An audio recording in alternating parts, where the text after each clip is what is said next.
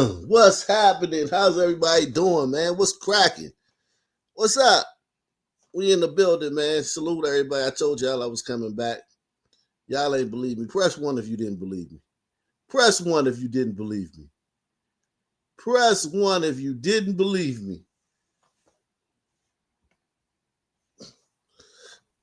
I told y'all I was coming back.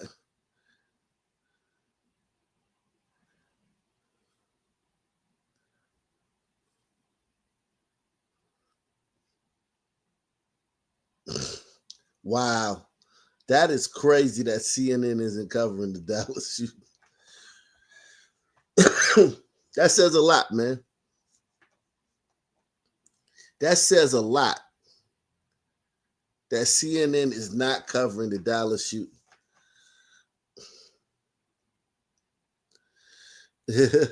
Southern stuff. Yeah. Joe Curry in the building. Gaucho Malo. Salute to all the early birds, man. Doug Eichenberg. Shout out. Yeah, mash that like button. We in the building. Can you believe that CNN is not covering the ice shooting? That speaks volumes, man. That says a lot, man. The hostility. I told you the left is light years better at this than we are.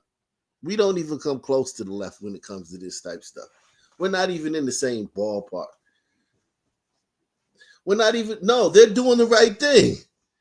No, they're evil, but that's the right thing to do. They're using their platform as a weapon. Conservatives don't do that. Conservatives want to pray and be jolly, and conservatives is happy that they got the presidency. And they think that it's over. Conservatives are basically like the team that's up like 20 points in the fourth quarter, and they're like, just sit their starters. They put the bench warmers in the game because they think the game's over. The liberals are like that team that's fouling and pressing and trapping and doing everything they can, trying to strip the ball. Everything they call it timeouts, they doing everything they can to try to get back in the game. And we done put our starters on the bench and we playing a bunch of scrubs. We put all the scrubs in the game, like the game's over. That's the perfect analogy of what's going on right now. This is smart for CNN, man. This is smart for CNN to do. Why would CNN cover this? And if CNN is going to say anything about it, it's going to be some propaganda. They're going to say, we don't know who did it.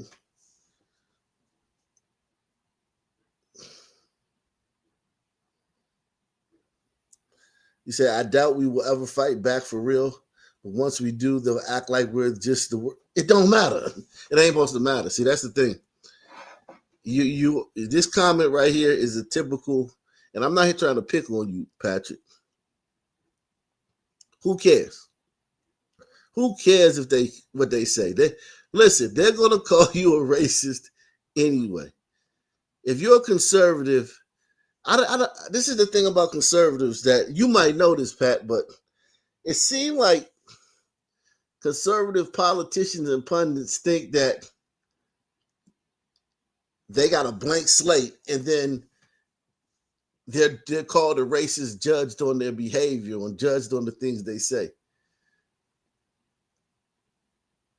It's not like that, man. You're a racist because you're a conservative. That's it. There's nothing you can do to change that. If you're a conservative, you're a racist. So CNN isn't covering it.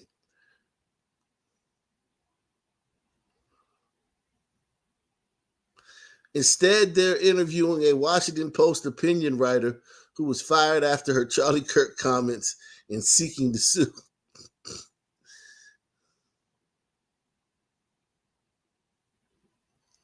Is this him?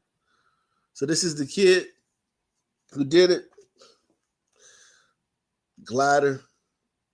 Meet Joshua John. He was the drug-addicted gamer, leftist, who shot up Dallas ICE headquarters. He also wrote anti-ICE messages on his shell casing. The left is the party of violence. Yeah, you got to keep saying that, though, but you got to say that every time. That's the problem with with conservatives is they don't say that every single time. You notice how Trump, he bashes them overside the head every chance Trump gets, he takes a shot at his political rivals. Every chance he gets, he never misses a moment. Press one. Trump will. You'll be thinking shit going smooth, but he'll just take a shot at a Democrat. Boom, like out of nowhere. You be like, damn. Because he knows how to play the game. Because he's a Democrat. He's a Democrat. He knows how to play the game. None of these other Republicans have a fucking clue. Like, but they don't know their head from their ass. None of these other Republicans know the difference between their head and their ass when it comes to this shit.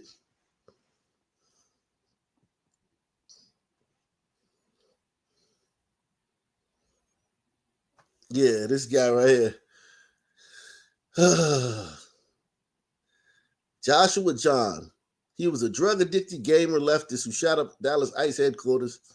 He also wrote anti-ICE messages on his shell casings. The left is the party of violence. Laura Loomer, she went ham on Jasmine Ratchet. This one she says, I did a background check on Joshua John, the ICE shooter in Dallas, Texas. Joshua John's profile picture from his now wiped Facebook page, per the background check results, reveals Antifa and communist imagery. The profile photo is of an armed communist with a hammer and sickle. The text reads, glorious exposition, comrade. He also has a previous conviction for selling marijuana. Proof this was leftist political violence against ICE officers. Well, we know that.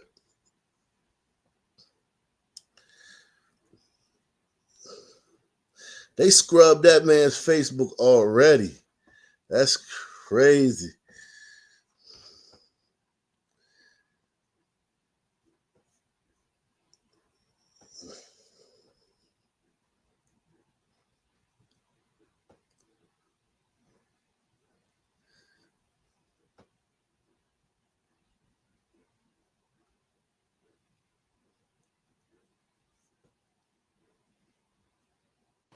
That's happening in the United States of America. Masked men jumping out of unmarked cars, people disappearing, no due process, no oversight, zero account. That's a fucking lie, but that's a good lie. That's a big lie. That's a fucking lie. He should be sued for that. ICE agents should be able to sue him for this, but it's smart because, listen, most people gonna believe this. Most people just gonna believe it. We're conservatives, so we always think these fucking Democrats are lying. But what if you're a Democrat? What if you're a liberal? They think this guy could be president of the United States. They think he's telling the truth. That's happening in the United States of America. Masked men jumping out of unmarked cars, people disappearing, no due process, no oversight, zero accountability, happening in the United States of America today. People ask, well, is authoritarianism, you're being hyperbolic? Bull, we're being hyperbolic. If you're a black and brown community, it's here in this country. And so. And then he puts us in it. And then he puts us in it. Then he puts us in it. Then he uses us. He uses us because, you know,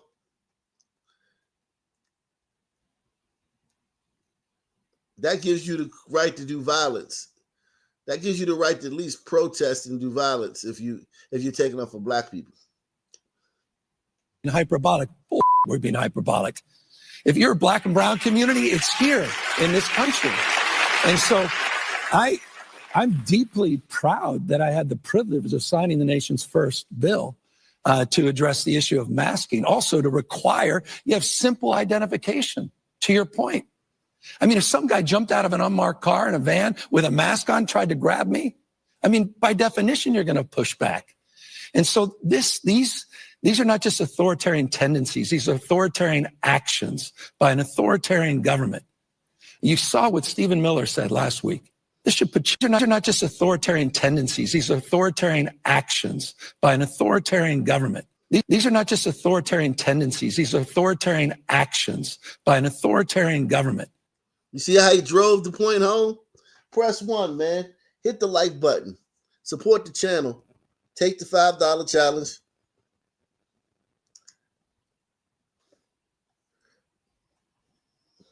Did you hear that? You see the way he drove that shit home? That shit was masterful, man. I don't like this guy, but it's masterful. They keep saying the same thing over again. Repetition. And they lie. They just keep telling lies. Salute the man, Deluxe 247, aka Cal Ripken, aka the real MVP, coming through once again. Salute, bro. Shout out to my man, Barry B. Barry B is in the building. Barry B.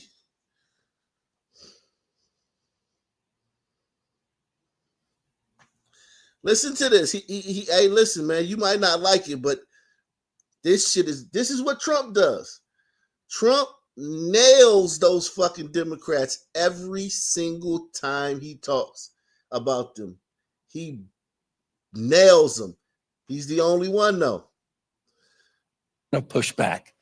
And so these are not just authoritarian tendencies. These are authoritarian actions by an authoritarian government. You saw what Stephen Miller said last week. This should put chills up fine. Called the Democratic Party an extremist organization, basically a terrorist organization, saying he's going after his enemies. You saw the tweet that Donald Trump sent out, Truth Social, basically telling Pam Bondi, I want these 3 people taken out. That's happening in the United States.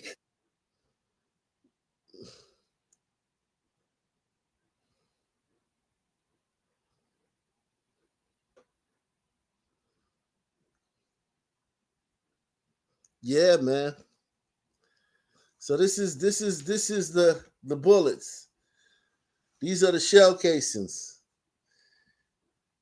Anti-ice. This means nothing though.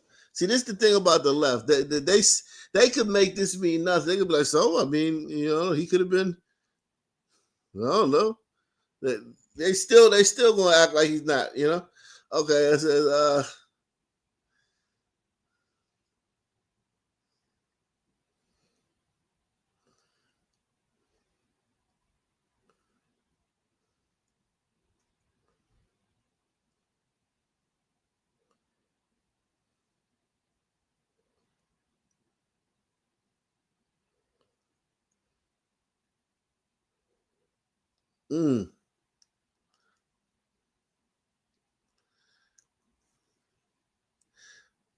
plainclothes detectives always. There's plainclothes police all everywhere. The plainclothes police officers are nothing unique to ICE. We captured the moment 2 men went from migrants to detainees. It happened last week at Dallas Immigration Court when nearly a dozen people. They act like the country's gonna be, the country is gonna miss this guy. Man, America, we fucked up, y'all. We could have had goddamn fucking Salvador right here, man. Fucking Pepe. We fucked it up, man. Who gives a fuck if this fucker's not in our country? We don't need this motherfucker. They act like we losing something. We're not losing anything by getting this. Who gives a fuck if this fucker's in the country or not? Like, what could he do to make it worthwhile to have him in the country?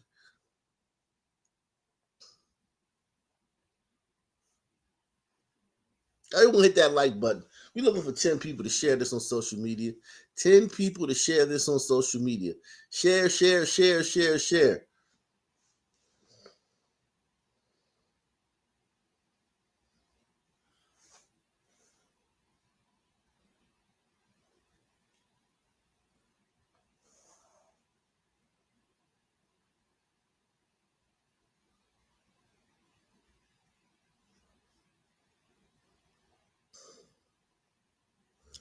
Nah, they ain't even gonna pick the crops. Listen, they already exposed that.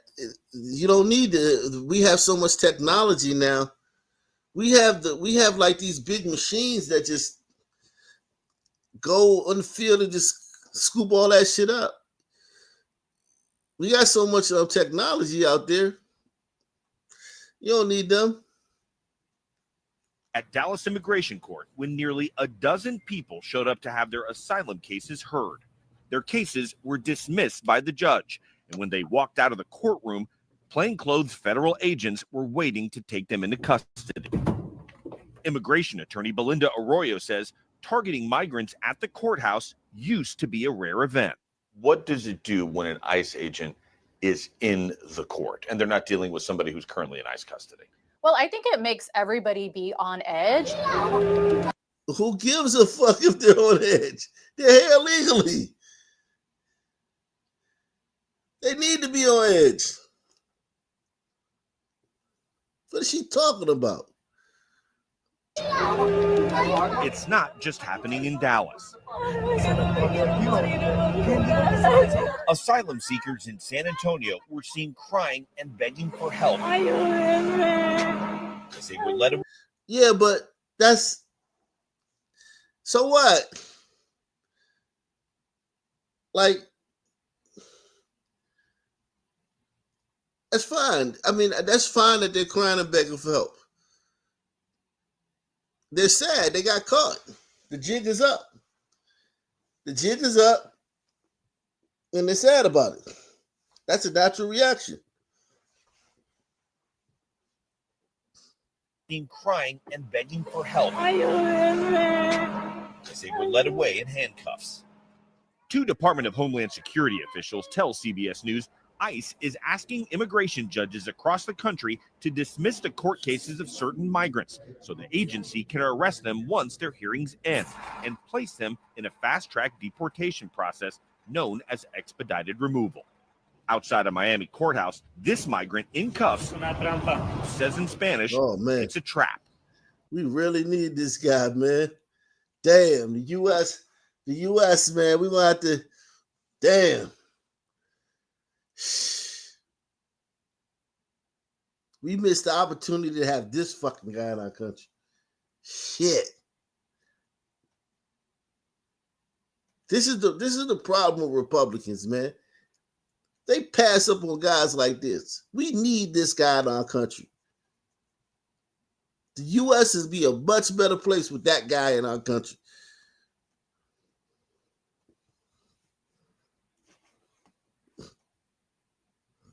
He's going to provide so much to the United States, man. He's going to give the United States so much, man. It's like, yo, we need this guy, man. I will say that, man. Fuck all the rest of them. But this guy right here, we need him. Says in Spanish, and once their hearings end and place them in a fast-track deportation process known as expedited removal. Outside of Miami courthouse, this migrant in cuffs says in Spanish, it's a trap. The Department of Homeland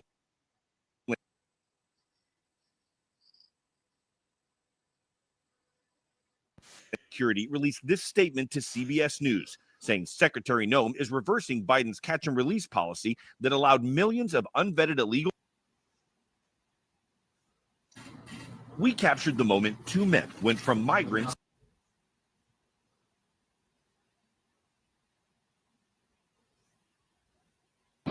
Today at approximately 6:40 a.m., we received a city officer call. We responded to the call, got to the scene, And we later learned that we had 4 individuals that were shot, 2 of them deceased, including the shooter. The DPD was able to locate the shooter who was deceased. We're going to be working this investigation shoulder to shoulder with our federal partners. The FBI is on scene, and right now I'm going to introduce you to the SAC of the Dallas Field Division, FBI Joe Rumrock. Yeah, good morning. My name's Joe Rothrock. I'm the special agent in charge of the Dallas FBI Field Office. I want to first start by thanking our partners in local law enforcement, specifically the Dallas Police Department, for their quick and timely response. I can confirm at this time that the FBI is investigating this incident as an act of targeted violence. It is unfortunately just the most recent example we've seen of targeted violence, to include here in North Texas, where back on July 4th, we saw a coordinated attack carried out against an immigration detention center in Alvarado, Texas. What I can also share with you is that early evidence that we've seen from rounds that were found near the suspected shooter contain messages that are anti-ICE in nature. Again, this is just the most recent example of this type of attack. This will be a whole of government response. There will be no resource not utilized to bring all those individuals who are responsible to bring them to justice and to hold them. Wow.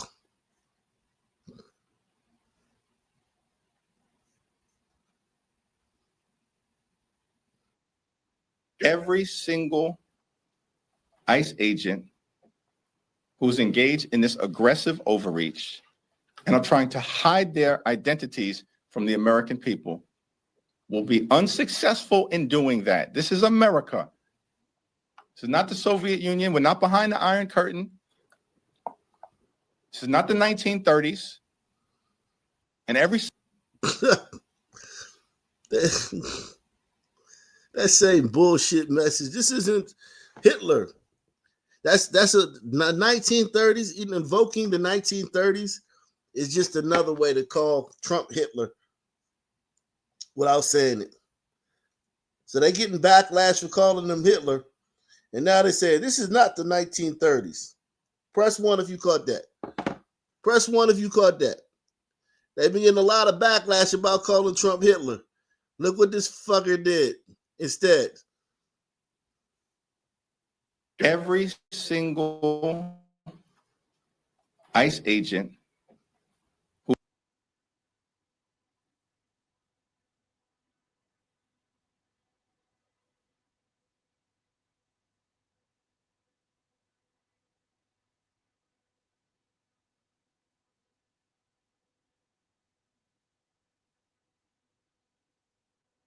The hell?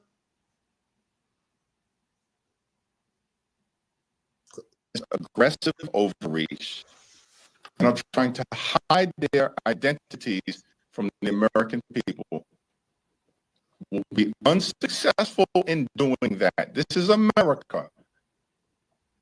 This is not the Soviet Union. We're not behind the Iron Curtain. This is not the 1930s.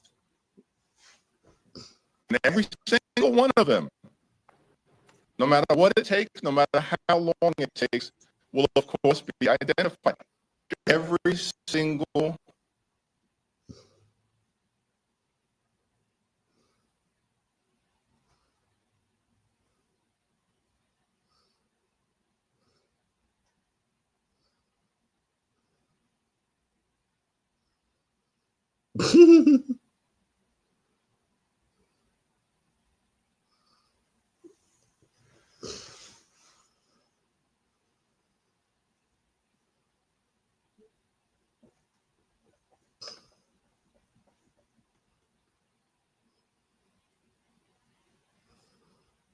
Wow.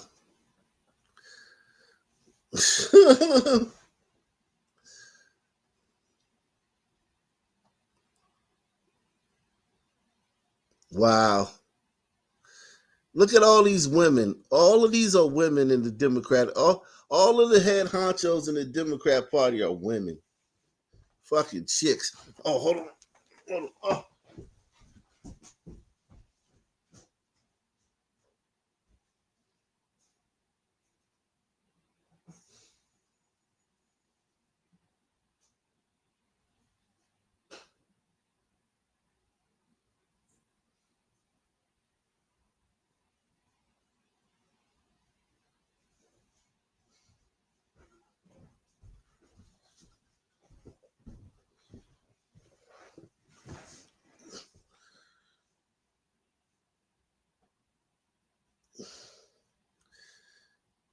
And they're all dumb. They're all fucking morons. They're all morons. You got Indian one, you fucking Patel, goddamn Ombrita, goddamn Desert Demon, and a fucking Sun Sister. That's who's leading the Democratic Party. Shit. And they're kicking our asses right now.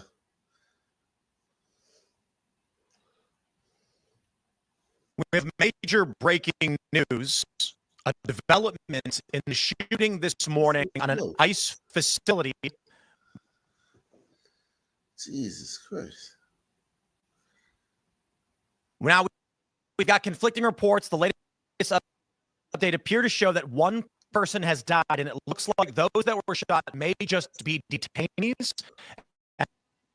and not ICE law enforcement. However, law enforcement press conference has revealed this is likely a leftist-motivated terror attack on an ICE facility in Dallas.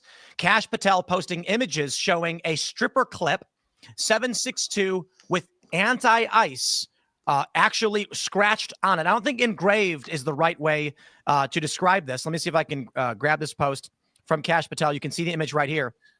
You know the liberals going to say that that's not real. The liberals are going to say that's not real. They're going to say, "Oh, why would a liberal shoot detainees? Why would a liberal shoot detainees and not the ICE agents?" They're gonna make this a psyop. They're gonna send this over to Candace Owens. And Candace Owens is gonna get them off the hook. That's basically what Candace Owens is doing with the Charlie Kirk assassination. She's letting the left off the hook. So if I was the left, I would send this to Candace Owens so she can blame it on someone other than the left, which is just all she really does. She gets the left off the hook. Press 1. Candace Owens is one of the greatest things that happened to the left because she'll just get the left off the hook.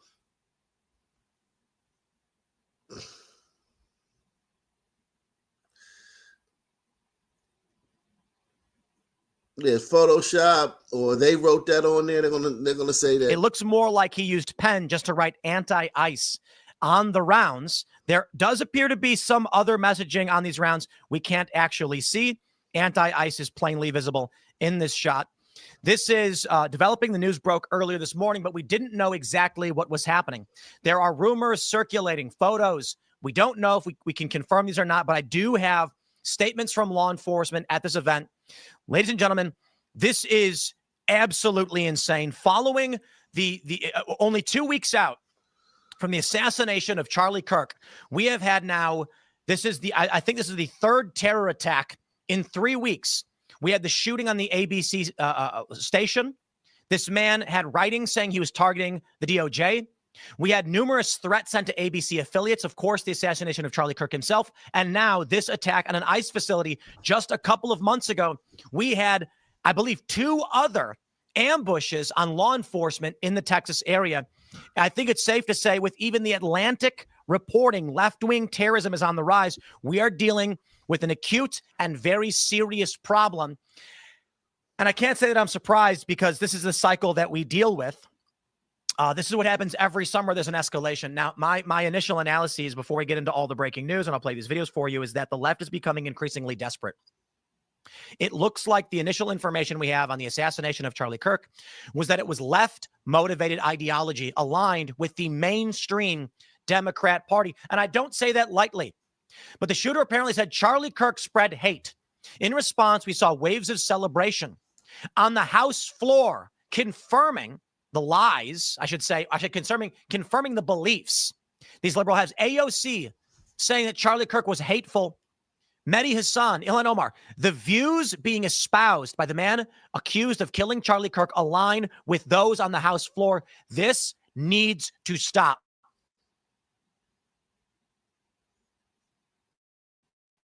We have major breaking. Why is he acting like a fucking alien is the president? You're in the White House, dickhead. What do you mean this needs to stop? We're in the White House. We just write an executive order.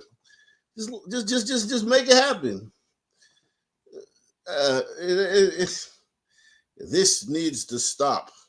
No, motherfucker. This shit better stop. This shit better stop. Look.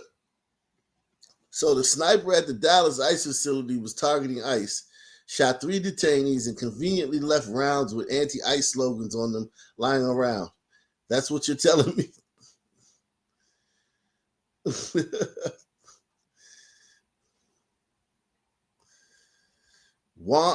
Joshua John appears to be an assault liberal, with possible ties to Antifa on his social media. The people who indoctrinated him to shoot Dallas ICE are still walking free.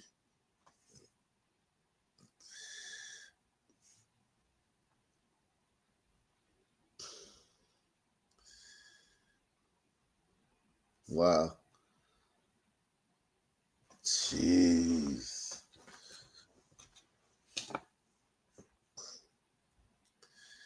Too bad he's not handsome. If he was handsome, he would be a hero. He's not handsome because if he was handsome, all the liberal women would, and the liberal pansies, fruit cups would be turning him into an icon. He's just a regular looking guy though.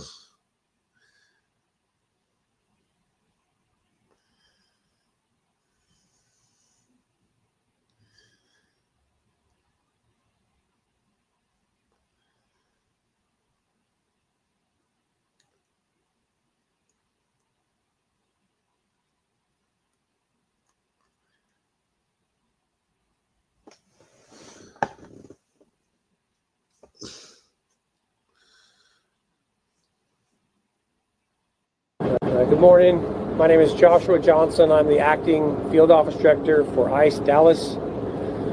I'll be brief with my comments, but I do want to start off by saying thank you to the Dallas Police Department, Dallas FBI, HSI, CBP, ATF, and virtually every law enforcement officer in North Texas for your support. This is the second time I've had to stand in front of you and talk about a shooter at one of my facilities. And I think that the takeaway from all of this is that the rhetoric has to stop. There are people out there who are seeing what is being placed online, and they're coming and they're doing acts of violence against ICE employees. So that's kind of all I have for today, is that it's just got to stop. It's dangerous, and people are losing their lives. Thank you. Thank you all so much for coming. We really appreciate it. All right, bullshit.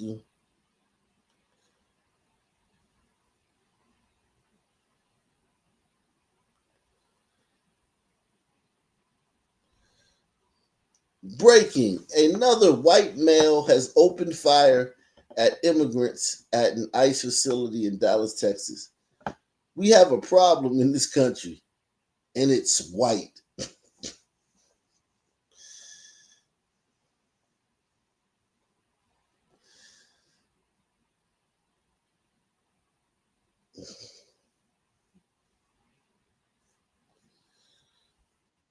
I don't know if you all have followed the news, and we're still learning a little bit about it.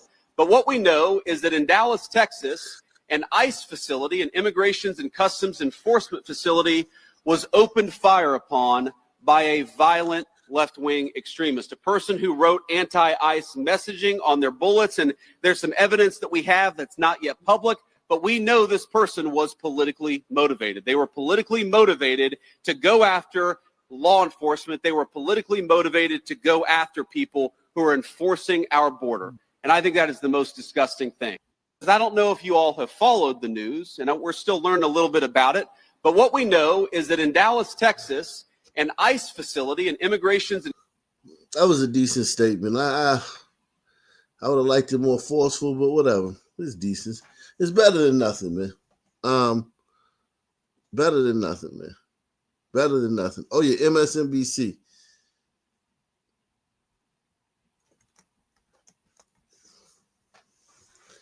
Better than nothing, man. Take the $5 challenge, support the channel, support today's program, sponsor today's program. Take the $5 challenge.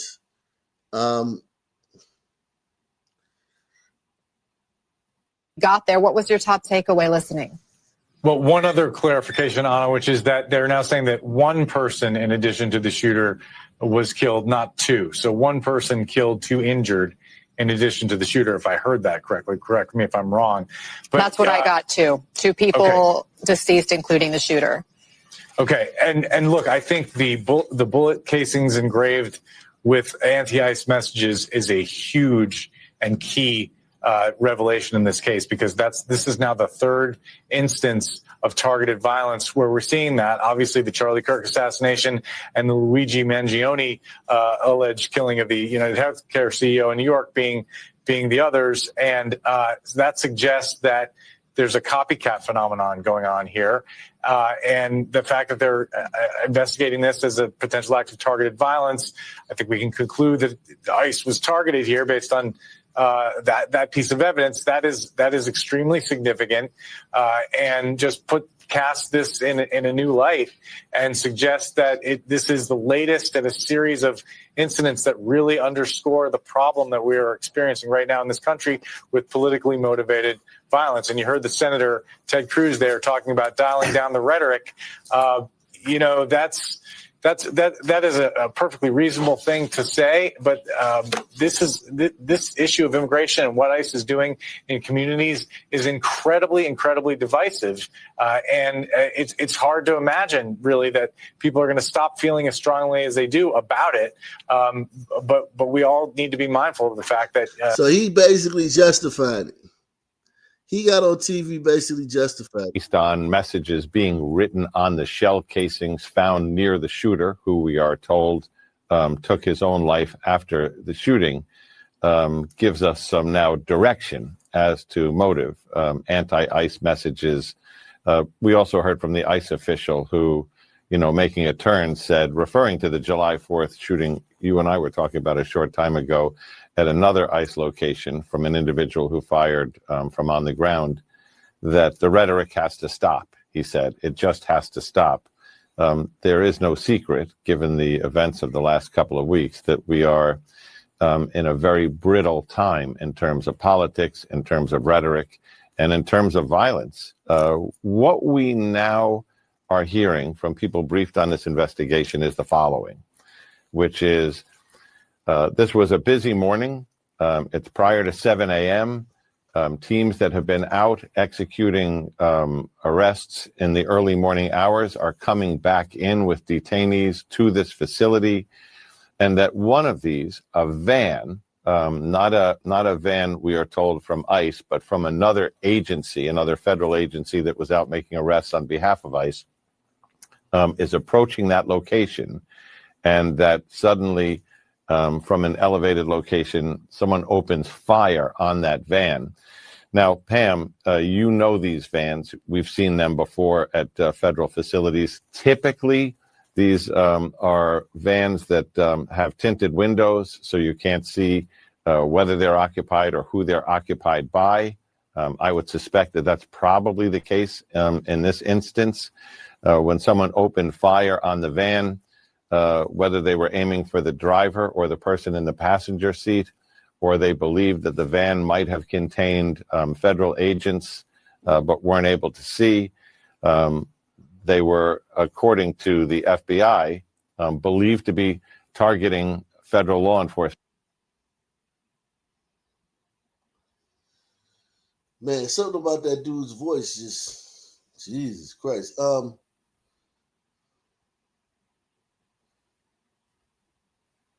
Jihadist that you should be, after Trump attacked you, Laura Loomer, she got on Twitter and she tweeted that you should be, quote, charged with aiding and abetting terrorism, which is a pretty huge charge, and there is no evidence connecting you to any terrorism. So my question to you is, in light of the spike in political violence and in light of all of these calls for civility, you know, do you consider that rhetoric to be incendiary and to up the threat level to you? And at what point does it cross the line from free speech? Listen to this question, man. Jesus Christ, this is loaded. You might as well have just answered it for her, you fucking whore. Press 1. Violence, and in light of all of these calls for civility, you know, do you consider that rhetoric to be incendiary and to up the threat level to you? And at what point does it cross the line from free speech, people can say anything, to harassment? Yeah. I mean, I think when you have sitting members of Congress, you know, calling me enemy of the state, when you constantly have people saying I'm a domestic terrorist or I'm a terrorist, it is scary because we know that they have a base that is reacting to it. And you can tell that by the voicemails that we're getting. You can tell that by the number of people that have been incarcerated over the years for threatening to kill me, some that have had many weapons in their disposal. I would bet that she's never had a close call. I bet nobody's ever laid a finger on her. I bet all these death threats to her are bullshit. No one's ever fucking, we would have heard about it. Salute to my man, Mike, man. Tampa in the building, man. He says, it's clear which mothers were taking Tylenol. Yeah, I heard about Tylenol. I didn't listen. I have not gotten into that yet. I may have to look into that. Something about Tylenol and autism or some shit like that. I saw something about that earlier today. So this is a constant threat that we live under because, you know, these people are not saying, you know, they don't agree with our rhetoric or, you know, what we say is stupid or whatever, which they also do. But they're literally saying we are a threat to the fabric of this nation. And that's what the fuck you say every day about us, you fat, you bitch. I hate this whore. That's what every fucking word that comes out of her mouth is basically that. And she's on here whining about something that we can't even prove. Salute to my man, Aster J, man. He says, without a doubt, the worst of the worst get into politics. Press 1. Yeah, the worst of the worst. Yeah, these people, yeah.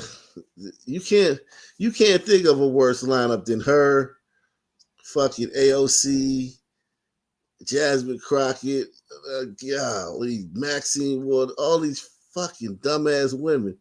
That, I believe, is an incitement for someone to take action, and that is very dangerous. And I do hope Speaker Mike Johnson takes that. She's such a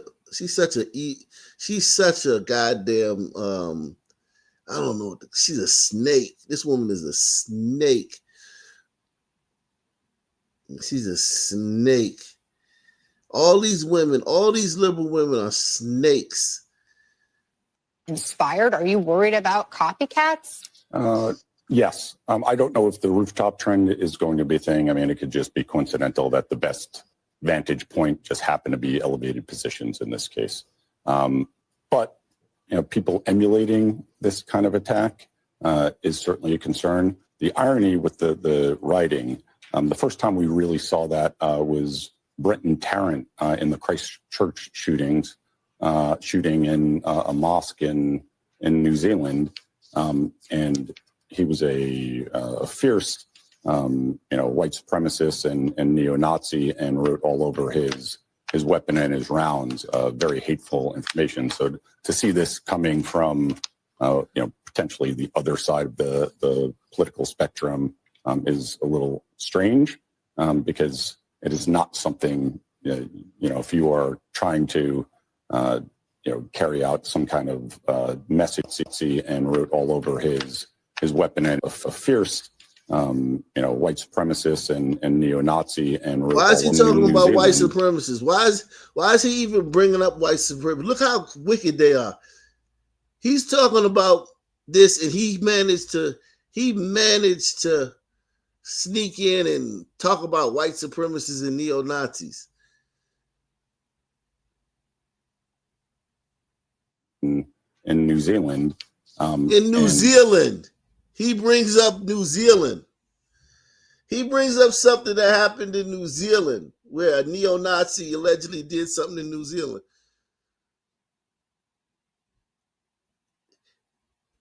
Look at how they focus it all on Republicans. They're very crafty at the way they deflect, the way they shift blame, the way they, repetitive, call you the same things over and over again. We're talking about Dallas and ICE at the ICE facility, and he flips this shit. Brenton Tarrant in the Christchurch shooting in a mosque in New Zealand, and he was a fierce, white supremacist and neo-Nazi and wrote all over his weapon and his rounds, very hateful information. So to see this coming from, potentially the other side of the political spectrum is a little strange because it is not something, if you are trying to, carry out some kind of message countering, more extreme right-wing stuff. I don't know why you would, use a tactic that a famous white supremacist who has been revered and look at him. Watch this. This is, for the second time he's going to mention some white supremacists in New Zealand. For the second time. Countering, more extreme right-wing stuff. I don't know why you would, use a tactic that a famous white supremacist who has been revered and copycatted over the years by other white supremacists, why you would do that. But it does appear that people are moving in that direction because they want people to know what they're doing and why they're doing it. Again, terrorism is theater. They want people to understand their message and why they're doing this and why, in some cases it's a narrow act of violence and it's not supposed to be a mass murder, although it looks like it's moving a little more in that direction. Inspired? Are you? Wow. They never miss a beat. Jeez. They're cold-blooded. Hillary Clinton, they had her on today on MSNBC. I mean, good Lord, the things that have been said about me, the lies that have been propagated. If I had only known, I could call up the FCC chair and say, take this person off the air. Get that person out of my sight, off with his head. Yeah. I'm just looking at Joe. What? Yeah.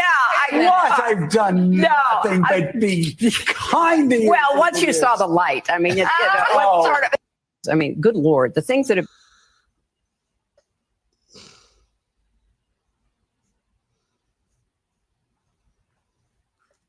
Hillary. They bringing her back out. God damn. They bringing Hillary back out, man. They dusted Hillary off. This game time, man. This game time. We in the fourth quarter. They done dusted Hillary off.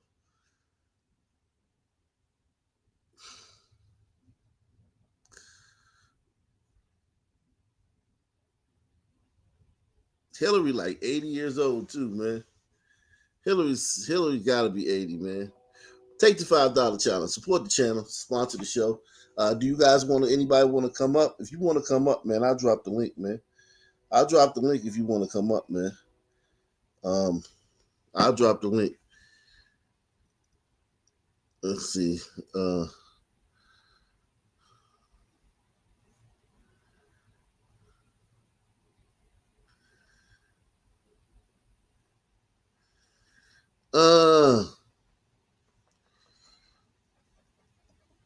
Salute to everybody out there watching coast to coast, worldwide. We in the building.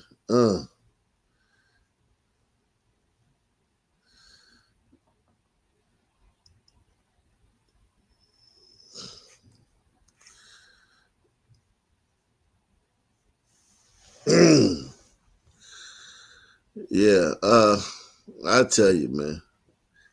Goddamn Hillary. Bro, Hillary out. Hillary out of the time. Everyone, make sure you subscribe to Black Colombo channel. We're moving over there permanently in about a month or so to do the live stream solely over there on Black Colombo channel. So please subscribe over there.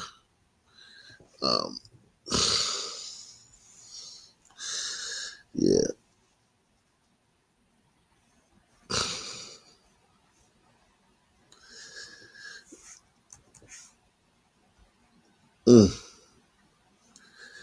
All right. Yeah, if you want to come up, man, you can come up. Let's see what he's And I'm proud of the fact that we have always been a work in progress. You know, we haven't gotten to the more perfect union, and we fought a civil war over part of it. And people have been protesting, you know, for hundreds of years that, you know, things were not as they should be given our ideals and how we should be moving toward them.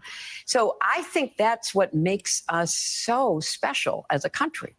And the idea that you could turn the clock back and try to recreate a world that never was, dominated by, you know, let's say it, white men of a certain persuasion, a certain religion, a certain point of view. Yeah, is that not hateful against those people? Is that not hateful against white men of a certain persuasion? Of a certain persuasion, white men of a certain persuasion, a certain religion, a certain point of view, a certain ideology. It's just doing it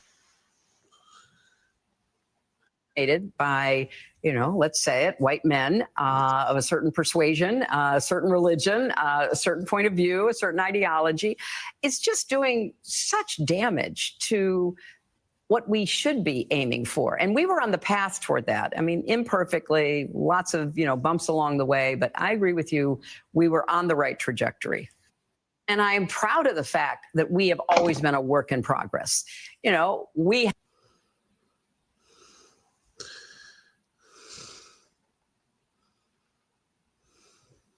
in progress. You know, we haven't gotten to the more perfect union, and we fought a civil war over part of it.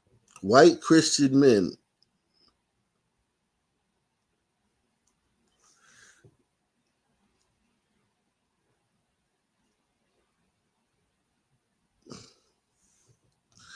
Wow, they dusted Hillary off. They dusted Hillary off for this shit. Oh wow, that was a 14-year-old boy that beat that white man the other day. That was a 14-year-old boy. Damn.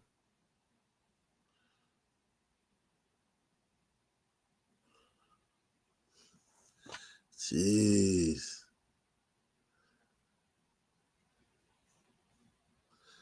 Niggas are straight up savages, man.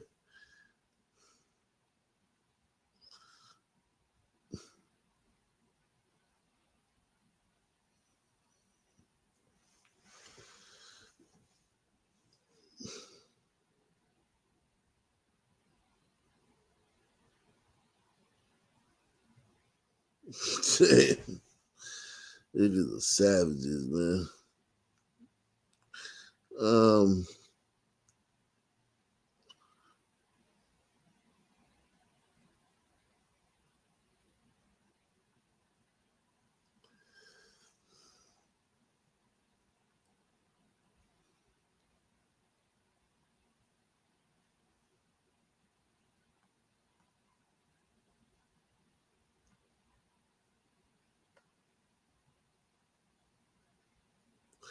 Let's see what is going on, man. Oh yeah. Oh yeah, I know what I wanted to show y'all. Salute everybody. Take the $5 challenge. Support the channel. Hit the like button. We're looking for 10 people to share this stream on YouTube. Looking for 10 people to share this. If you want to come up, we got Ray Wall. What's happening, man? What's going on? What's cracking? What's good, Doc? What's cracking? Nothing, man. I just joined in. I didn't see. I just saw Hillary. What's going on? And they found out who the ICE shooter was.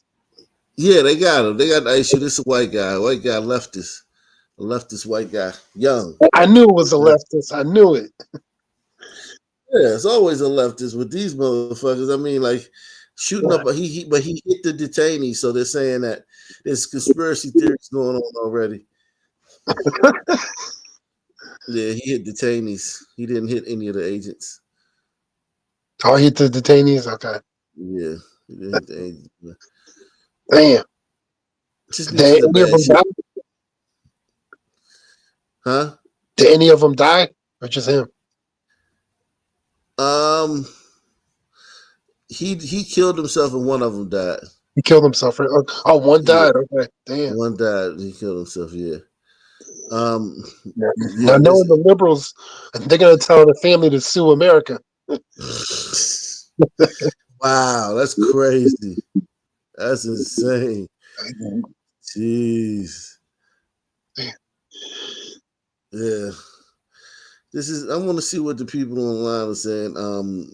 It's like I mean, not on YouTube, because on Twitter, you know, it's a lot of people are saying, a lot of people on the right side on Twitter, surprisingly, man. Really? They're saying that, you know, condemning it. Wow, look at this one.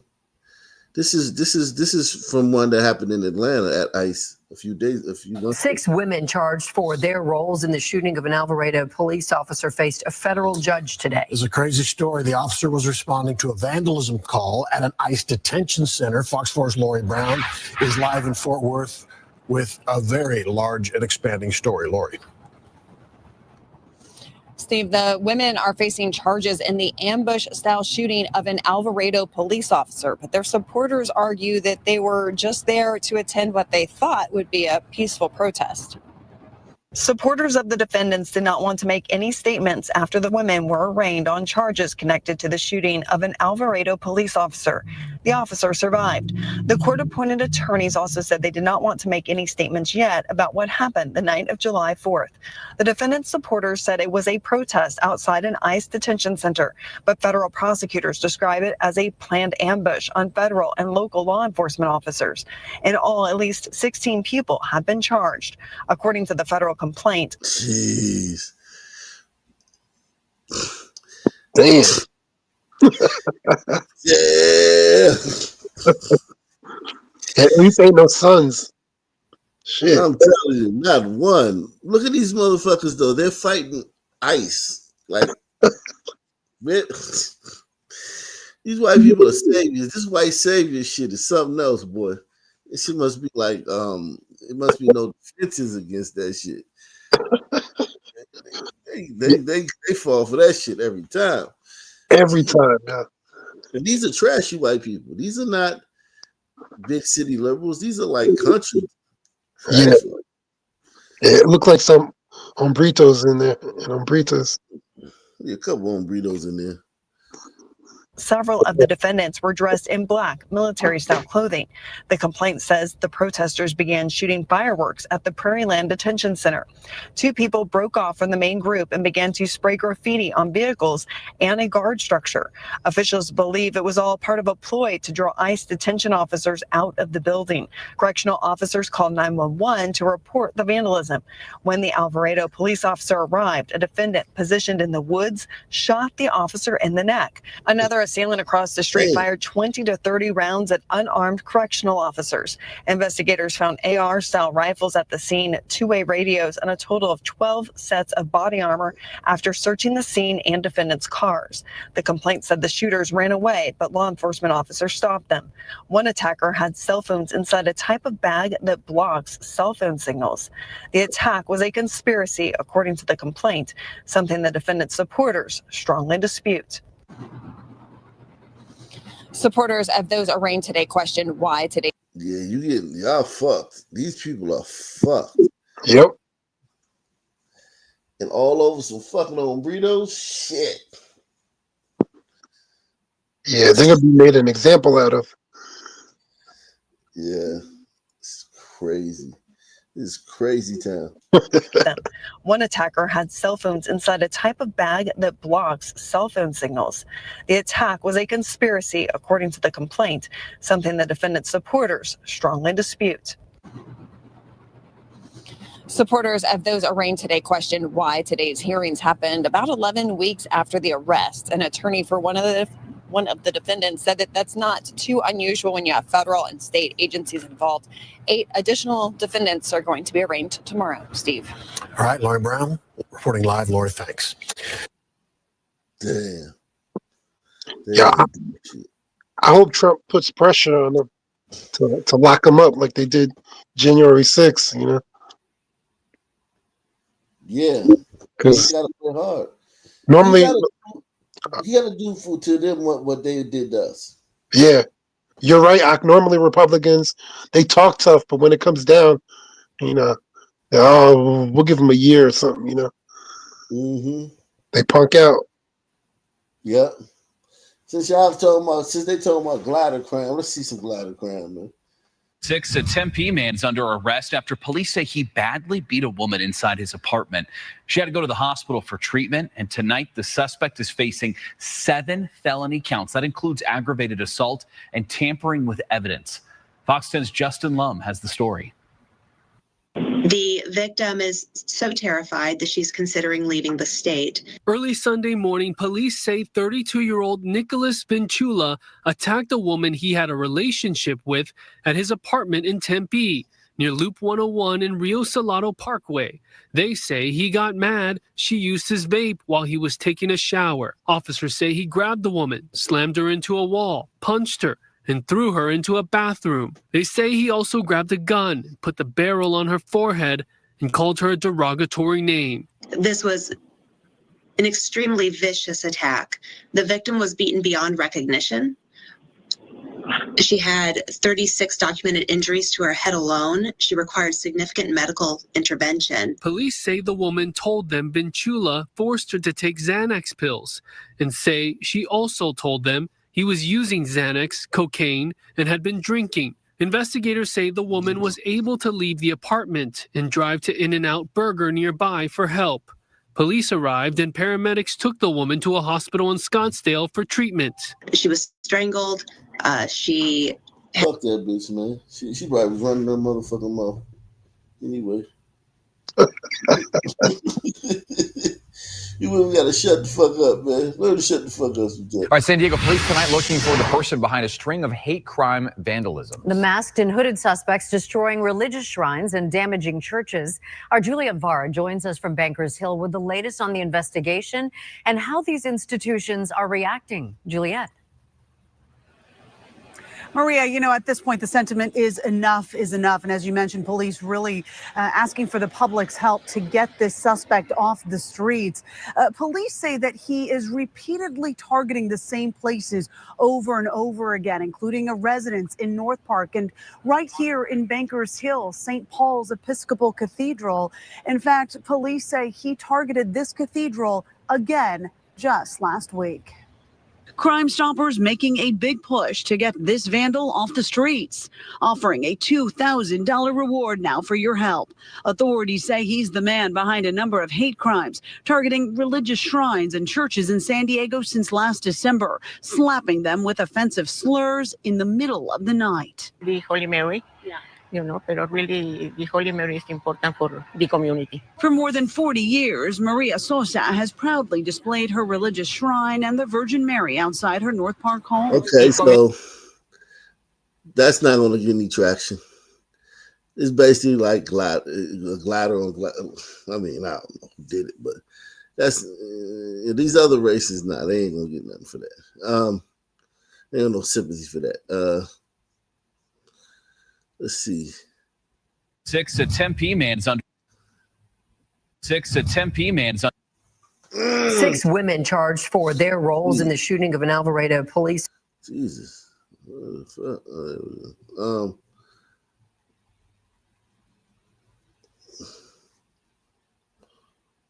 Yo, it's crazy that they're And we getting the start with a women 12 News to do this shit. exclusive. A Mesa. It's crazy that what? That they're getting the women to go out and shootouts and stuff, attacking cops and shit now. They desperate. Mom is speaking out for the first time since she and her children were viciously attacked inside of their apartment. Yeah, totally at random. A terrifying attack. 12 News journalist Maria Stobbs now joining us live in studio with this exclusive update. Hello, Maria.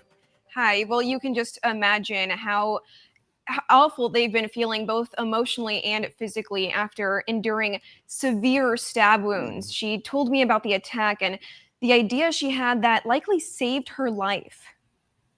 We survived. We did that as a family. For Jackie Horn, each step with her walker is a reminder of a brutal attack on her family less than a week ago. It was around 4 a.m. when she heard a loud noise. Oh my God, I need to do something. Like, I can't, like, I've got to save the kids. The intruder went for her 16-year-old daughter first. I hear Layla start to yell, Mom, Mom, Mom, and it's getting more frantic. Jackie rushed into her daughter's bedroom with a hammer. And he's on top of her, straddling her. She and her other daughter, Jax, jumped into action, allowing Layla to escape. I think I hit him at least twice. And then all of a sudden, he's on top of me on the floor in their bedroom. And I see him raise his hand, and I see the metal of a knife. The unknown man stabbing her several times. Pure, like, evil and rage. I've never seen anybody's eyes look like that before. Jackie pulled the knife away, but the man continued beating her. My eye just explodes. I see all of these colors. Then Jackie had an idea to play dead. And as soon as I like slump over, I kind of make it dramatic. And he just gets up and he freaking runs out the door. I tell my kids, I look at them and I said, I love you guys so much. I want you guys to know that. The suspect is 22-year-old Lowell Dorn, seen here just hours after the attack, trying to break into another home. Police say he admitted to breaking into Jackie's apartment with intent to kill. He admitted that he has mental health issues and he has been using illegal drugs. Dorn remains behind bars on a $2 million cash bond. Very glad that they found him. But it doesn't take away the fear. Jackie is expected to heal from a brain bleed and eye injury. Her two daughters also have severe stab wounds. And there's the unseen wounds of trauma. You hear random things that happen to people, and everybody thinks it's not going to be you. And we know it can be us now. And I think that's always going to be in the back of our mind. And incredibly, Jackie's kids did go back to school today. The family's now in the process of looking for a new home. They've created a GoFundMe to help with those moving expenses. You can find that on our website, 12news.com. Reporting in studio, Maria Stobbs, 12 News. I'm just speechless to see her in that condition and she's so brave to talk about this. She is. She wanted to share that story about how they all jumped in to help each other and survived this terrible attack. And so her injuries, obviously fairly severe. How long is it going to take her to recover? She has the walker now. Is that because it appeared that she had a long slice even down the side of her face? Yeah, the big things were just the stab wounds all over her legs and that brain bleed and the eye injury. But doctors say over time that those things will heal. And again, all of this, they had no idea who this person was. He just showed up randomly at their door and started this attack. It was a complete stranger the whole time. They're thinking, who is this man? She even tried to ask him, who are you? And he wouldn't respond. Wow. He just broke in the house. Somehow entered through an unlocked door. But yeah, that's how he got in, according to police. Wow. Well, thank goodness they are recovering. That's great news to hear that the daughters are at least back at school. Maria, thank you. Thank you, Maria. Yo, man, you up? Damn.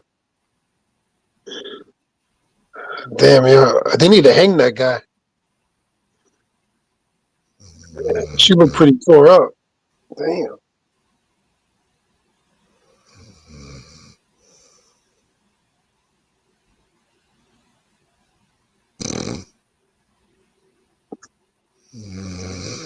What's going on?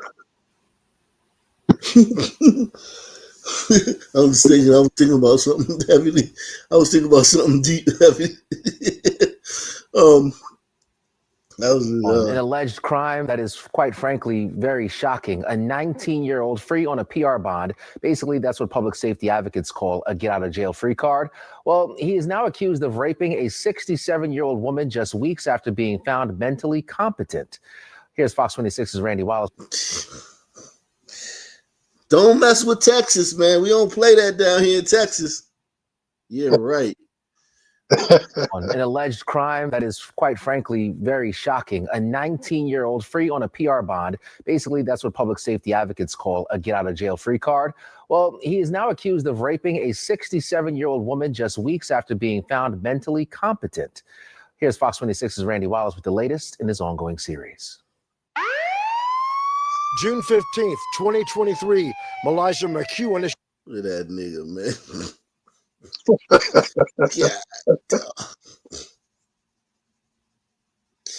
at that nigga, man. June 15th, 2023, Elijah McEwen is charged with felony assault. He actually bit a police officer. McEwen spends months free from jail on a PR bond until he's declared incompetent. How long was he out, Russell? He was there for about 7 months, and then doctors deemed him deemed him competent to stand trials. August 1st, 2024. Following his release from the state hospital, a judge orders McEwen to live at this halfway house just south of downtown. The man in charge told me McEwen was not a good fit and needed more stringent care. McEwen ends up at this Westside group home, Creekview Adult Healthcare Services.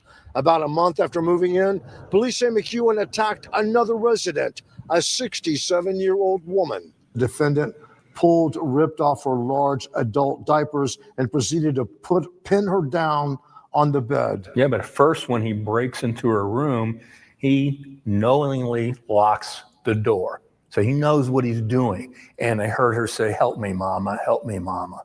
That's really a disturbing thing there. Yeah, when I saw that, I just went, man, that's just really sad. And it's just really horrific to imagine what she must have been going through at that very time. McEwen is now in a mental facility in North Texas. He's the third defendant we've... I ain't gonna lie, though. He do look kind of crazy, though. Hell yeah. Yeah.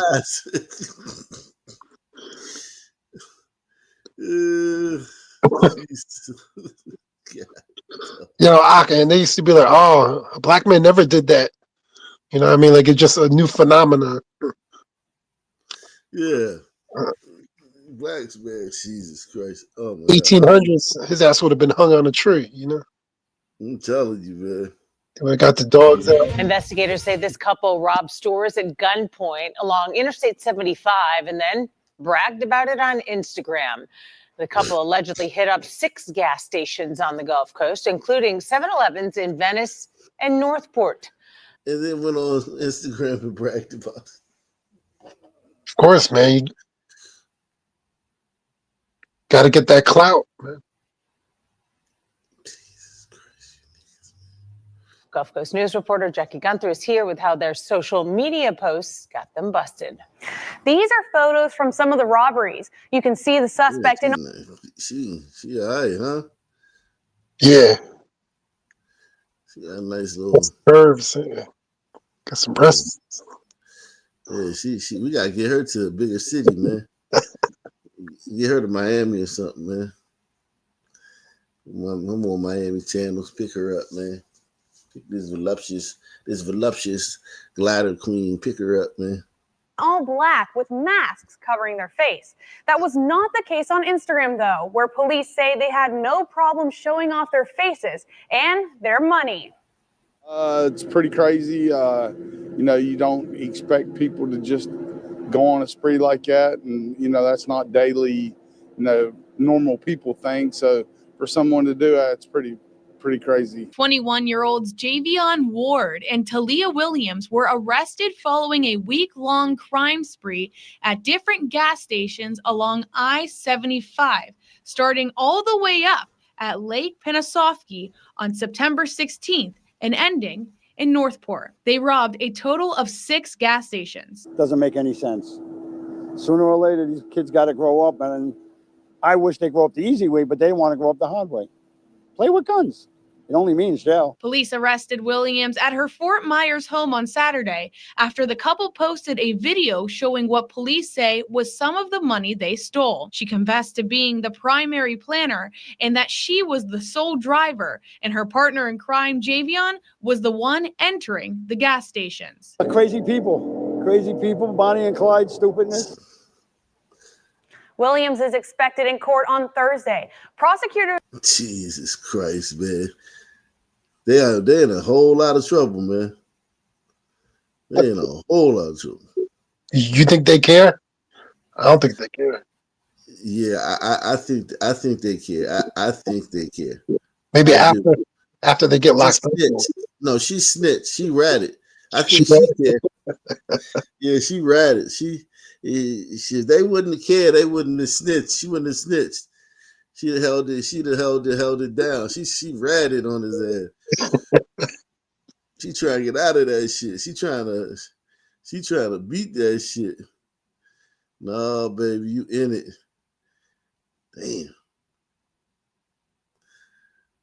Damn. So much crime. Yeah. In Pembroke Pines, a domestic dispute turning violent when a disgruntled ex-husband allegedly opens fire. That's what I meant. I was trying to think about earlier what the hell I meant to show y'all, and then it just hit me.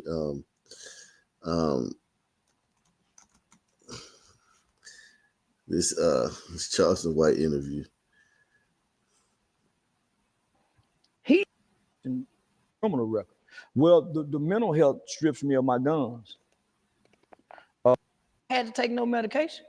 And people that are talking to you saying, yeah. But the real you say, man, I'm on this medicine. Hey, man, no, this ain't for a judge.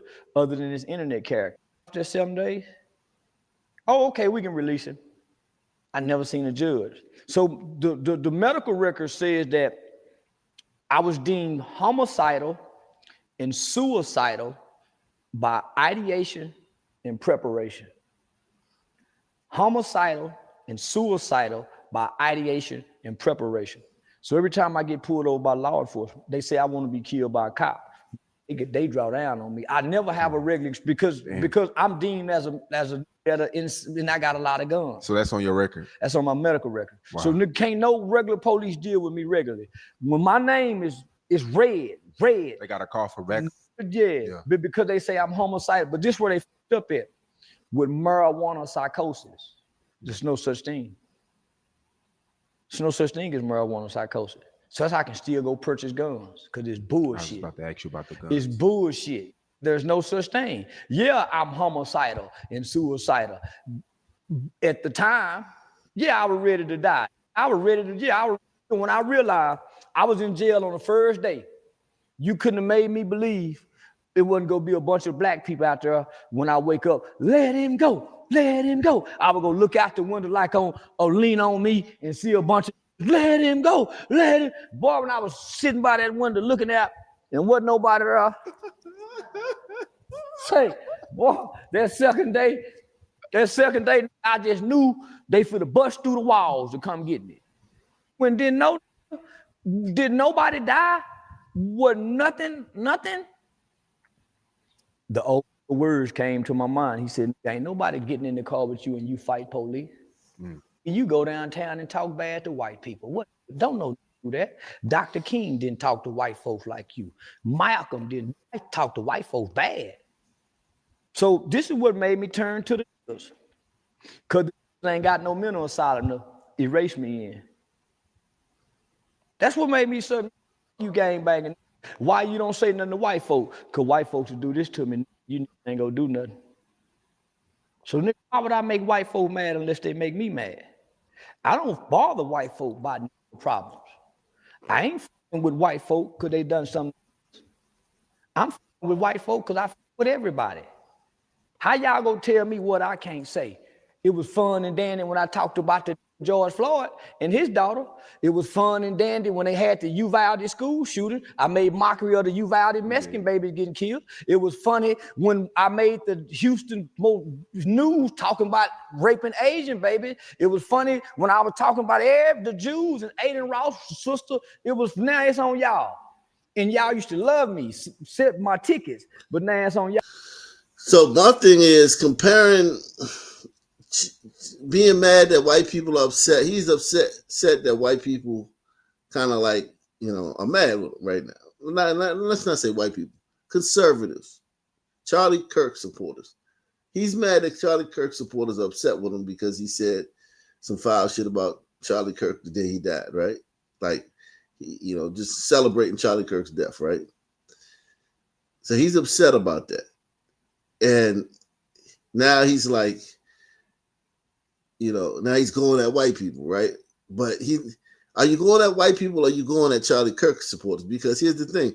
White people are not a monolith. Niggas think white people are a monolith like them. You know what I mean? Like, what the blue hair liberal? Are you talking about, the septum nose ring, the motherfucking liberals? What are you talking about, white people? Yeah, nah. They think all white people are the same. So if one white person says something racist, they all racist. One white person is against you, they all against you. That's it. But it's crazy that he be mocking people's death like that. That is crazy though. That is a little like he has to be crazy, like making fun of the Uvalde kids. Yeah, that's wild. He's the nutcase. Yeah, this guy's a nutcase, but he's very smart. But he's a nutcase. He's a smart nut. You think he's doing it for attention? You think what? He did it for attention? Of course he does it for attention. Because like it becomes about him. Like that's the way to inject yourself into the story. So whatever story happens, you inject yourself into it. But you know what I mean? And you get in the algorithm and you become more popular and shit. Like, yeah, definitely. I'm with white folk because I with everybody. How y'all gonna tell me what I can't say? It was fun and dandy when I talked about the George Floyd and his daughter. See, I don't know how it wasn't dandy to liberals. Liberals was pissed off with you when you said that. Like, see, that's what I'm saying. That's why niggas think two-dimensionally. Press one. Niggas aren't three-dimensional thinkers. Like, white liberals were not happy when you talked about George Floyd. When you know what I'm saying? When you celebrated George Floyd. And that's half of white people. And then the Charlie Kirk crowd, they religious. They don't even know what the fuck they ain't checking for you what you said about George Floyd. And they don't, and they not even on it like that. They not even on like talking about George Floyd like that. You know what I mean? Wow, George Floyd died. Happy celebrating George Floyd's death. You think Charlie Kirk supporters are like, yo, this is great. Somebody just celebrated George Floyd. I don't think so. I think they don't care. Like they just probably not even aware that you did that. You know what I mean? Yep. Like he's talking about white people as if they're just one. Because you know why he's doing that? Because he's projecting. Because niggas are a monolith. Niggas are a monolith. Yep. They all have the pretty much same views on everything. Pretty much. You know what I'm saying? If you're not on YouTube, in the real world, in life, like you meet a black person at Walmart or black cab driver, Bob, when you meet black people in life, because a lot of people forget. A lot of people think YouTube is real life. YouTube is not real life. YouTube is not real. You don't meet niggas like this. You don't meet niggas like this at weddings or at fucking, you know what I'm saying, a festival or so, you know what I'm saying, or at the job site. You don't meet niggas like this. You never meet niggas like this, ever. Yeah, I'm the only one that thinks like that in my family. Everybody else is liberal. Yeah, me too. Probably with you too, yeah. Oh yeah, definitely, without a doubt. I'm the only one in like my wife's family or my family. You know what I'm saying? Yep. You be getting in It was fun eating and dandy conversations when it with happened. them. Oh yeah, Yeah. definitely. But I stay away from it. But when it does come up, yeah, man, they always get emotional. I never get emotional. They Same with me. Yep. emotional. They always like then they cut you off. They never let you finish something. Start bringing up old shit. Yeah, it's the same shit. You know, they got one playbook. They got a playbook. They do. They're all like those type people. Liberals are like it's no surprise that they're liberals because those type people very effeminate. Like, and when I say very effeminate, I'm not talking about like they won't kill you. You know what I'm saying? Like, Yeah. I'm just saying like they just They get argue. emotional. Yeah, they get Yeah, emotional. yeah, And yeah, even if some of the things that they don't agree with, they're still gonna back them up. Like yeah. it's kind of like your homeboy. He's cheating on his girl, and he's in front of a crowd. He's still your boy, so you're still gonna defend him. But when you talk to him one on one, you're like, "Yo, man, you know you're doing some foul shit to that Yeah, girl." Man. exactly. I got your back. I got your back, though. Exactly. Exactly. They just Salute the go ahead. now I was just say, yeah, they just support nonsense. They pick and choose what items they like, and then ignore the rest. Yep. Exactly. That's exactly what they do. Shout out to Manos, man. He says $5 challenge, pass it on. Yeah, pass the challenge on. Pass the $5 challenge on. Let's see how many people we can get to take the $5 challenge. You ain't gonna get this nowhere else, man. We gonna analyze this dude, man. And listen, you know I like Charleston White, man. I liked a lot of what he's saying, but I saw a snippet of this and I was like, well, I don't know, man. I don't know about this one. I don't know about this one. I don't know about this one. At the Uvalde school shooting, I made mockery of the Uvalde Mexican babies getting killed. It was funny when I made the Houston news talking about raping Asian babies. It was funny when I was talking about the Jews and Aiden Ross' sister. Now it's on y'all. And y'all used to love me, set my tickets, but now it's on y'all. I told y'all I don't like nobody. I like white pussy. I don't like white people. I like Chick-fil-A. I like the Constitution. White folks just happen to be in the way of that. But I don't like nothing and nobody to say I won't talk about them if something happens. It's what I get paid for. It's called satire comedy. When Charlie Kirk died, I looked up your name on Twitter, and a lot of people said that you were the Charlie Kirk for Black people. There's no such thing as a Charlie Kirk for Black people. No. Let me tell you why. Because I'm a Black man that stopped looking at white people's problems and started looking at my people's problems. Charlie Kirk didn't look at his people's problem. He stayed looking at Black people's problem as if we're the problem. See, this is another thing, right? Charlie Kirk would go around the country 300 days a year, 3-4 hours a day talking to students. And, like blacks will come up occasionally, you know what I mean? But that's the only clips you're seeing now. Like all the clips you're seeing since he died were what he said about Black people.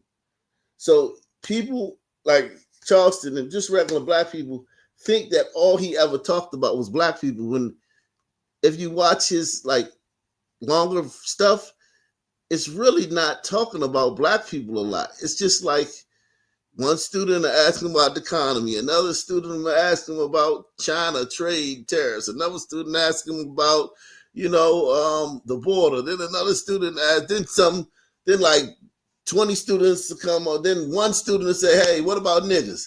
And he'll be like, "Okay, well, blah, blah, blah." And because the Democrats are very good at this, the liberals are good at their messaging. As soon as Charlie Kirk got killed, they flooded the internet with him talking about niggas. They flooded the internet with everything he said about niggas and trans people. And it make you think he just going around to these schools talking about that shit. He talking about whatever that student comes up and asks him about. He's sitting there and he got a microphone and he got a microphone in the crowd and he said, just come up and what do you want to talk about?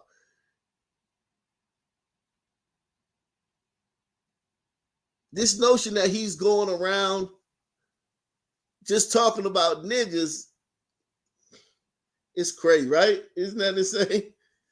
Yeah, you know, black folks got main character syndrome. All you Yeah, need to say is one thing, and it's about us. yeah. It's crazy. It's crazy that they think that like that he just was like, first of all, you wouldn't be able to do that. You wouldn't be able to do that. You wouldn't be able to go around the schools and just Oh be yeah, talking about niggas all day. I And then know. second of all, like, okay, what if 30 kids would have came up and asked him about different shit? You know what I'm saying? Fucking Venezuela, motherfucking goddamn you know, the taxes and shit. Yeah, just all different shit. And then a student come up and say, yay, what about niggas? And he was like, what about this nigga issue? Charlie was like, sorry, I don't want to talk about niggas because it gets too messy, and you know what I'm saying. Like if you talk about niggas, you could, you know what I'm saying. It just doesn't turn out good. Guess what they would call him? Guess what they would call him if he balked, if he passed on any time a student came up and asked him about niggas? Guess what they would call him? He was like, you know what, I'm gonna pass on that one. Racist. You racist. You don't want to talk about niggas. You don't want to talk about nigga issues. Our issues aren't important to you or something? Are we not American? Right. Yeah, Exactly. they'd be on their best. Yeah, but they try to act like he just cut his. Hey, I'm Charlie Kirk and I'm here to talk about niggas. Nah, man. He talk about whatever the student asked him about. And some students ask about nigga issues. And he goes into depth about it. His thoughts about it. Salute to Gouchman Low, man. Challenge met at Manos. Yeah, man. That's 2 down. That's 2 with taking the challenge. Shout out to Gouchman Low. Always taking the challenge. Salute. Now Jimmy Stewart says $4.99 challenge accepted, Ted. That's what's up, man. That's 3 down. Salute, man. Salute, man. Not Jimmy Stewart. We're not the problem. We don't have an impact on foreign and free trade that allow all these immigrants into the white man's country. We didn't bring them over here. We didn't bring the drugs. Well, here's the thing. He's right and he's wrong about that because in 2017 and then when mass immigration, you know, started becoming people protest, a lot of niggas be protesting for that stuff. Niggas just got against it 5 minutes ago. This is another thing about like the news cycles. Like we prisoners of the moment.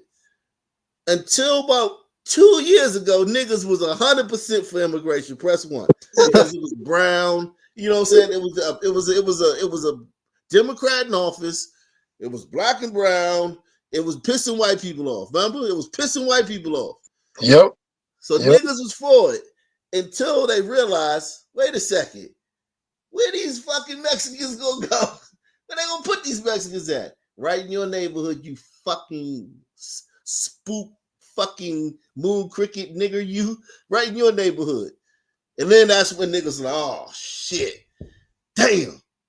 We wanted to piss white people off. We so busy trying to support some shit that pissing white people, not white people, pissing off conservatives. We so busy supporting some shit pissing off conservatives that we forgot to ask where they gonna put these fucking Mexicans at.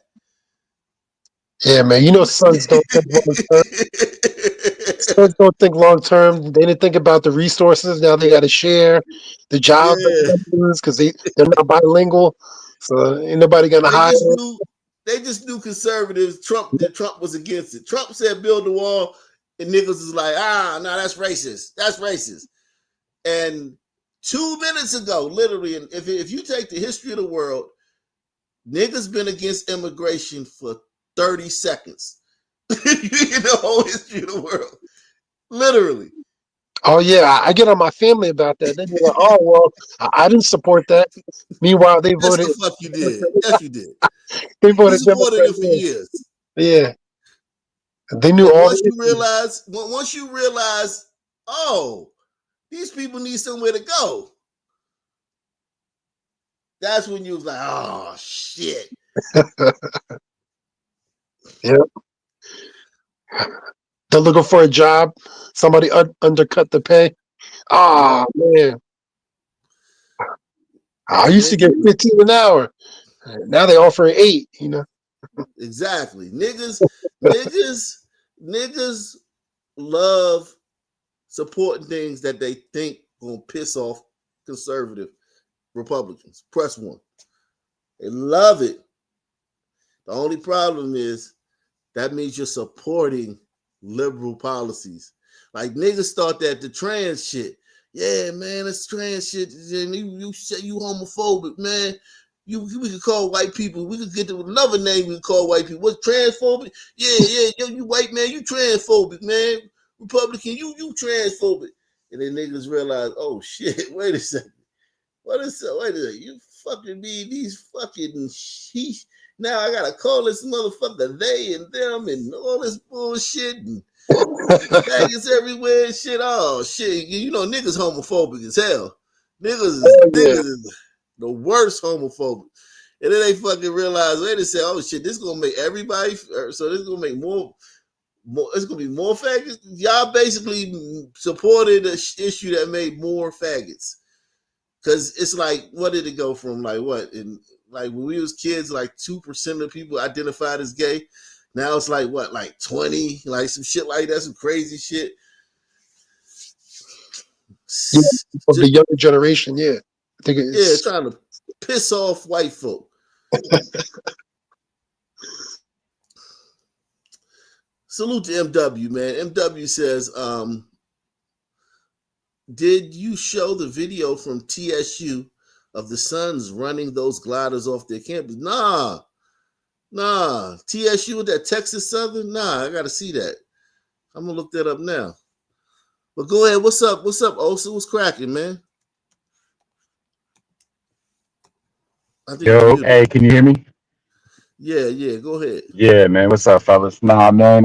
Yeah, man. Charleston White. Yeah, man. Projected. Yeah, he's a smart dude. He be knowing better. He really be manipulating the algorithm. He's good at that. He's really, really good at that. I think that though what he's saying here, I think this is just a bad. Bad Everybody take. has a bad day. Yeah. Especially when Yeah, you, you know what I'm saying, when you talking like, especially when you, especially he's talking to niggas too. Like, so it's like when you talking to niggas, like you don't have to be sharp. So it's like you don't always bring your A game because you don't have to be yeah. sharp. You You don't have don't to need it. do anything. Yeah. Yeah, you just gotta Thing is tap into dope. the right emotion. I seen So the CIA have never. I Go seen ahead. this one Charlie Kirk video where he was arguing with his son's sister on campus, and yo, he just started praying for her, and I was like, Yeah. damn, like out of all the arguments I've been in with some women, not once have I felt to pray for her right then and there. I was like, he a better man than me. Oh, Yeah, he was and definitely I a better love man than me. and I love some women. You know what I'm saying? It's like I ain't never thought to pray, but it's like, where There did they get? ain't a nigga that I've seen that got the character of Charlie Kirk as Right, far as a public figure. A public right. figure. None of them have his character is better than every nigga that we see, politician or pundit or political person. Like none of them could touch him character wise. Which Nah, is, you know what I'm saying? Like even or even come close, like even like somebody like Mark Lamont Hill, right? right. He don't have, maybe he could talk like Charlie Kirk, but he don't have the character. You know what I'm saying? Yeah. He still could be too disingenuous to whereas that throws Yeah, off his exactly, character. exactly, Yeah, exactly, he's willing to say men could get pregnant. So he's out. exactly. Yeah, My point yeah, exactly. yeah. The CIA and FBI have never targeted no group of people like they have targeted black people. And even J. Edgar Hoover said there would never be the mob, the CIA, the FBI, everybody targeted the mob. They wiped the mob. The mob is making a bit of a comeback, but for like 20, 30 years, the mob was a non-factor in the streets. You know what I mean? And now that There's the Whitey, Rico. was that Whitey Bulger? That No, Whitey dude. Giuliani. Mayor Giuliani of he was a lawyer at this time though. He wiped out the New York mob with the RICO Act. The RICO Act was made for the mob. Right. You know what I'm saying? Because the mob, they could never really get them because they kind of like a secretive organization. So they created the RICO Act to like, you know, racketeering and all this shit and what do you call it? Forgot the other term they used to get them. But yeah. So yeah, this is not true. Now, if you want to say the blacks were targeted because of slavery, like yeah, I guess slavery targeted you because you was the dominant slave force in America. But since then, like I don't agree with that. Black Messiah. I think so they go kill all our black Messiah. yeah, like a lot of some people use that COINTELPRO era. You know what I'm saying? Like with against the black liberation groups in like the 60s and 70s. They use that as the basis to say that, I think. Well, yeah, they were being targeted, but those groups were killing cops. Like you understand, like Yeah, I know. the Panthers and those other groups, they was running up murdering cops in cold blood. Yeah, shootouts. All Yeah, those people they say, oh, free this one, or they were murdered. No, they were just murdering cops. They would just get pulled over, the cop come up and they would kill them. Like it's tons of stories. They were hardcore. I'll give them that. They were hardcore. But you can't kill cops, man. Anybody will tell you that. right. I mean, like, Right. They coming for you. Yeah. They're coming for you when you do that. Don't kill cops, man. Fuck Yeah. that. You know, even the hardest nigga in the street, you kill a cop and you run to his house. You be like, what? You just killed a cop? Yeah. You better find something else to Hell have nah. on. Right. Right. Shamil Reader says, challenge. Got you, Ox. Stay blessed. Shout out to Shamil. Shamil making a meal. Science. So my problem with people saying Kirk is like me, he ain't stood up to the white supremacists. He ain't stood up to the skinheads. Yes, he has. Like he speaks against racists all the time. He spoke against racists all the time, but like he spoke against racists all. This is the thing about when you only see the clips, right? So Charleston White, he probably like my mom, a lot of people. I told you when my mom, you saw the show earlier. I told you my mom said earlier. Yeah. Yep. These people are just people that go to work. They watch them. They might see us. Hey, girl, check out this. You remember that man who died? Yeah, check out this clip of him talking shit about Michelle Obama. And it's like, oh my God. And there's an edited clip. Like, oh, he said, what? Oh, fuck that dude. He just, you know what I'm saying? And that's all you know. You know what I'm saying? Like, then next, you know what I'm saying? Then you go get your hair done, and then you fucking read a magazine, and you offer some other shit. Then when somebody asks you about it, oh yeah, what about Charlie Kirk? Oh yeah, that dude who said that shit about, you know what I'm saying? These people ain't invested in it like a YouTuber is invested in the story. Right. Or somebody on YouTube, somebody that follows a channel that you know what I mean? These people in real life, they catch some shit here, they catch some shit there. It's like me, like with NBA Youngboy. I can't name you one NBA Youngboy song, but apparently he's like the biggest rapper out there. I can't name you one song. Right. Exactly. You know what I'm saying? So right, I wouldn't there. I couldn't either. And so if something went down, I couldn't really say a whole lot. I'd just be like, all right. Yeah, like I don't like it's just the whole Charlie Kirk. He's talking about what did he say? He said Charlie Kirk never talked about race. How the fuck do you know? Did you watch any of his? Did you watch any other clips besides the ones that the white liberals been posting on Twitter and the niggas been sharing? or better yet, did you just watch the whole period of that clip, like the whole context of that clip? Did you watch more than the Right. minute that they cut? Yeah. I was talking to Word. I was talking to my son about it, and he don't care. I know he don't care. He don't know nothing about none of that stuff. But you know, he said, yeah, people. He said people are saying Charlie Kirk said black women aren't capable of such and such, and Brain I'm just power. like, Brain power. Yeah. yeah, the brain power, yeah. And I'm like, well, yeah, but did you know that he was only talking about specific black women? He was like, oh, he's like, no, I didn't know that.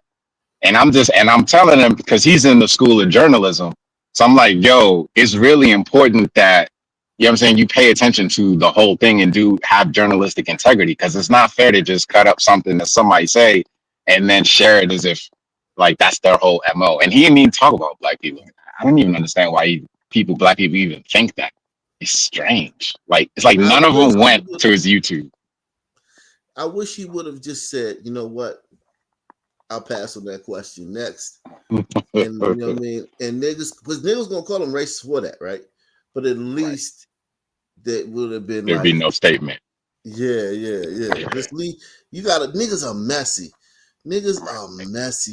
You know what I'm saying? You kind of gotta like stay away from them and shit. Right. Yeah. And they'll bait you in because they'll ask. See, they'll ask about. They use the buzzwords that the libs be using. So they'll say impoverished communities. They'll say crime, and then once Yeah. he starts talking about that, he's baited. Yeah. And then here's the thing, he's genuine, right? And authentic. So he's not gonna tell you what you want to hear. Right. And then you're gonna be arguing like a girl. Like, so what you saying? So you saying all black people should die, right? So then it's like, right. Then it's like, no, I'm not saying that all black people should die. Then now they got some shit they can clip up. Die, black people put. You know what I'm saying? It's just. Yeah, man. Shout out to Don Quixote, man. He says, sons really got upset when illegals got their free Thanksgiving turkeys.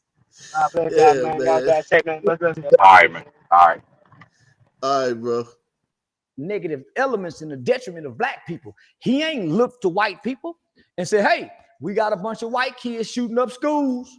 Say we got. See, They will not let that go.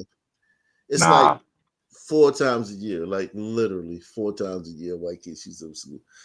And they always leave a manifesto. Right.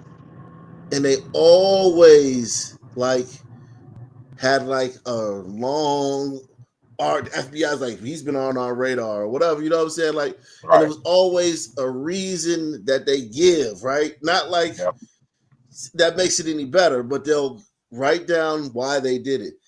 Niggas, at least about a couple hundred times a year, have shootings in, around, after, before, the school. In the school zone. Yeah, in the school zone. Yeah, exactly. Yep. Exactly. And it's never a reason. It's always just because of something that happened. It's argument. It's instinctual and it's spur of the moment, or you know what I mean? And niggas, so it's like, yeah, I guess the story about the kid who left the videotape of him talking about why he did it is going to be a bigger story, but also, like, you can't keep up with niggas. Niggas you can't so even much keep up. crime. Yeah. It was just like I remember one time I was like, I don't know if you remember, you followed the channel back then, but I was like, Shaquille O'Neal was going to pay for this girl's funeral in Houston. She got killed. They said it was a red truck, pickup truck that drove by when the car got shot into. So they just assumed it was white people, right? So they was just going the niggas was going with it. And then the police did the investigation. They found 2 niggas, right? So it was 2 niggas in another car. That car just happened to be on the road at the same time, right? So they so it was really 2 niggas. They arrested them and everything. They confessed, right? So Shaquille O'Neal, like, we didn't hear no word from him after that. It was like, oh, I'm gonna pay for a funeral. It was a big deal, you know what I'm saying? And then once they found the niggas, it was just like, did he pay for the funeral? Like, is he still paying for the funeral? Because it was just like he dropped off. Like, he just vanished from the story, right? Right. And I was like, yo, Shaquille need to pay for the funeral of this kid because another kid had died like a week later, right? His name was Shaquille. I In think I Philly. remember you talking about that. Yeah, yeah, yeah. Yeah. And then I went to the governor more and I typed in Shaquille and I said, God damn. I said, if he gotta pay for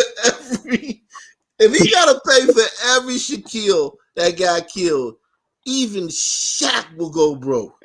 That's a lot of money. Jack got a lot of money.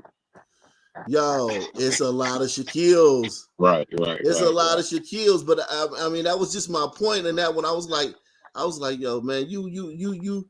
I said, man, you paid for that girl funeral, because y'all thought she got killed by a white dude. But what about this real black dude that got killed by some niggas? Look at this shit. Look at all the Shaquille. I'm gonna show you right now, and make sure you take the $5 challenge. Support the channel, guys. Take the $5 to $10 to $20 challenge. Smash that like button too. Share this, man. Look at all these Shaquilles that got killed. Look at all these Shaquilles. This is just Shaquille. Not a very common name. We're not talking about like Jalen or Michael or Jaden. We talking about or Sean. We talking about Shaquille. I don't know anybody named Shaquille. Do you? Me neither. Nope, never. You know what I'm saying? This ain't a common name. Really? Look at all these Shaquilles that got killed. The last one was April this year. Dang. Look at all these Shaquilles that have gotten murdered. Just the name Shaquille. And this is one spelling of it. This is just right. Look at that shit. All these Shaquilles that have gotten killed. Man. If he had to pay for all these funerals, like think about it, yo, that would just draw too much attention to the nigga activity. Right. Exactly. People would start to look like, dang, wait a minute, hold up. This nigga paying for a funeral every week he got a funeral to pay for. Right. So I said, that's like 50. Yeah, it's like 50. Yeah, man. Yeah. I'm telling you, man. Niggas are insane, yo. That is insane. You can't. That's why you don't get into bed with niggas because they messy. You know what I'm saying? Yeah. He would have did that shit, and then every week he'd have been some baby mother would have been.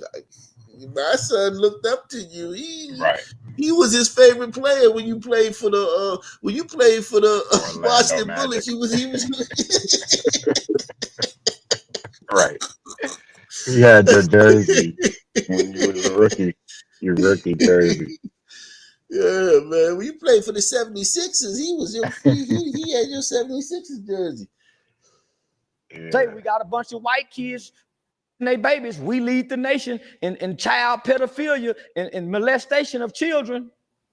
Hey, man, we need that Epstein list out. They say the president's name is on that list. He ain't doing that to his people. He was a talking point who spread a lot of misinformation, almost the borderline of lying. The statistic that he was using was false.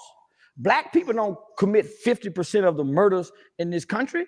We commit 50% of black murders, which is a smart.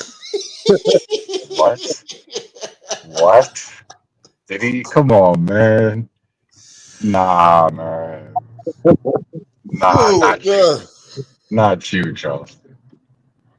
What's happening? God. Somebody should have asked him who commits the other 50. You know, he's trying to. I think he's trying to get back some of his black audience. Yeah.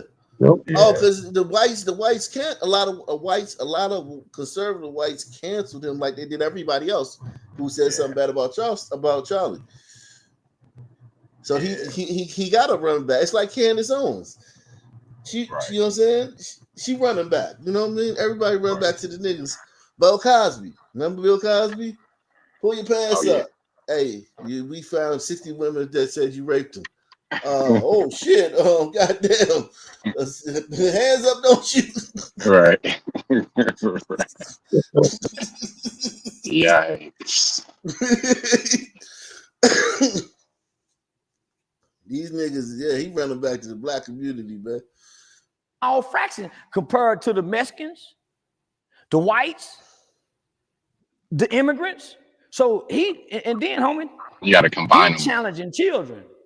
I'm challenging adults. President name is on that list. He ain't doing that to his people. He was a talking point who spread a lot of misinformation, almost the borderline of lying. The statistics that he was using was false. Black people don't commit 50% of the murders in this country.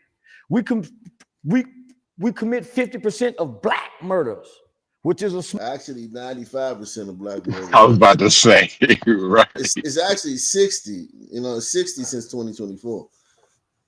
60% of the murders, but that they have perpetrators. Exactly.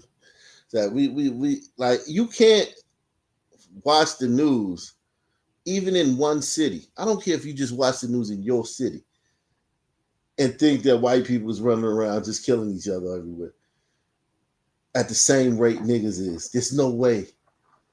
You can't even know niggas. Like, say you don't watch the news, just the conversation in the black barbershop be so much different than the conversation in the white barbershop. Heck yeah. The conversation with a random nigga that you might be in the same space with and just get to talking to is way different than a random white dude. You ain't never gonna be talking to a white dude and be like, "Where you from?" And be like, "Oh," and they be like, "Oh shit, I heard that joke fucked up over there." "Oh yeah, man, you know what I'm saying? Yeah, you know what I'm saying? Like you ain't." My cousin and them used to run that block. And yeah, man. I heard a nigga got smoked over there the other day. You know what I'm saying? Like, I don't know what happened, but I mean, they said that nigga was hot though. You ain't gonna get into that conversation with no white dude. No way. It's not never. Oh, you know what you said earlier too. I wasn't watching, but I was listening. I think you went on the crime alerts thing. I don't know. Have you noticed now they have a lot more lookouts for crimes than they used to? Maybe a couple years ago. Before I would go through them and go on Twitter or whatever, and it would be like no lookout, no lookout, no lookout. Now them joints be like black male, black female. Oh yeah, you know? oh yeah.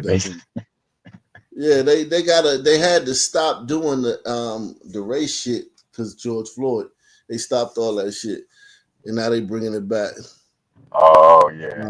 With the suspects, with the races of the perpetrator. Yep. Salute to this one says 2 white men were attacked by a mob of black students at Tennessee State University on Tuesday. The 2 free speech supporters were there to talk to students at HBCU about DEI. TSU issued a statement afterwards saying the students acted respectful. You be the judge.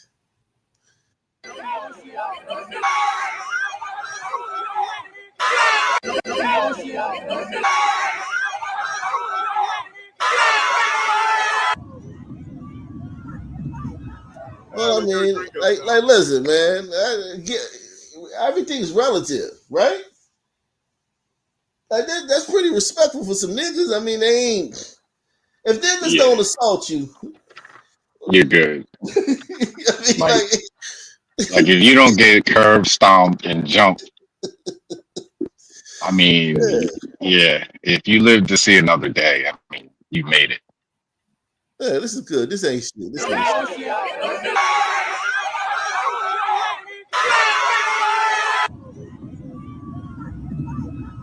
Oh, they threw a drink up top. Oh my gosh, they threw a drink up top. Yeah. Oh, whoa. Did somebody just throw something in our car? Arrest. They just tried to hit the car. They're still hitting the car. Whoa! That was loud. Listen.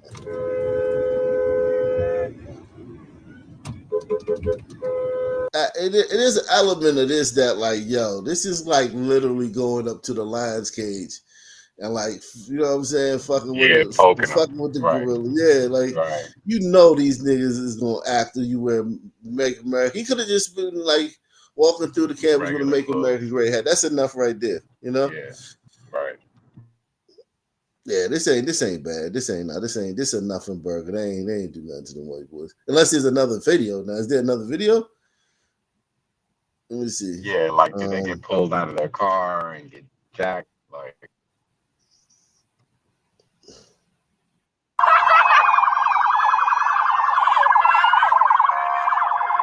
Parfait course.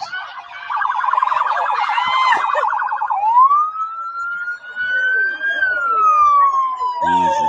Right.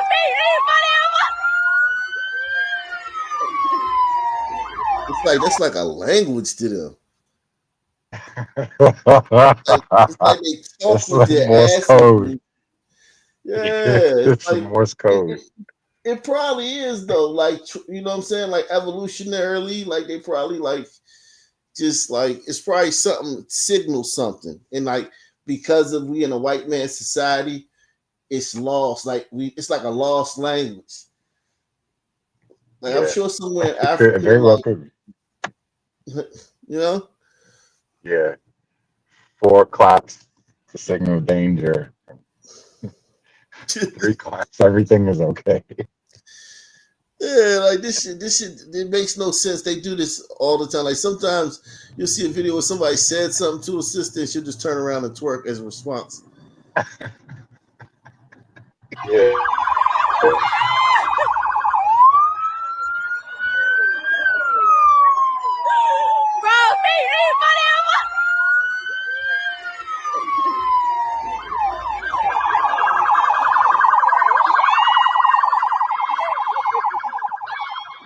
It's like pheromones. Maybe they're spreading their pheromones or some shit. It's kind of like when a dog pees on a tree. You know what I'm saying? Like that type of energy. That's what it's giving. I don't know. I ain't gonna beat these people up for that, man. Let's see. Okay, yeah. I don't even want to see what the fuck.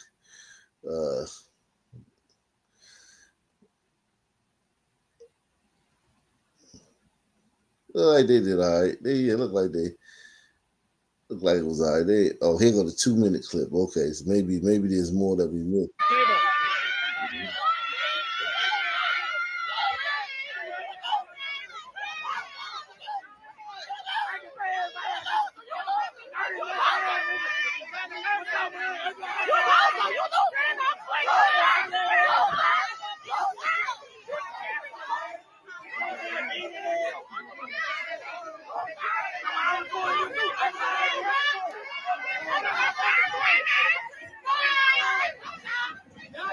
His heart is definitely pounding. You can see it in his face. His shit is thumping like an African drum.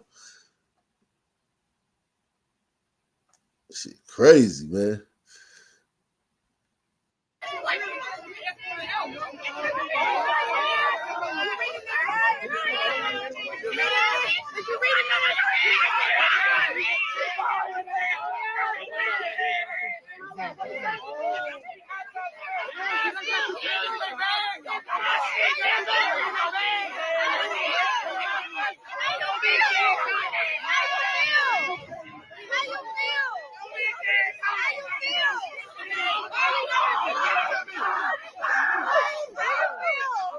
Hey, tell him where you going now? Because I ain't can't shoot no more, boy. You gonna fight through that shit, please?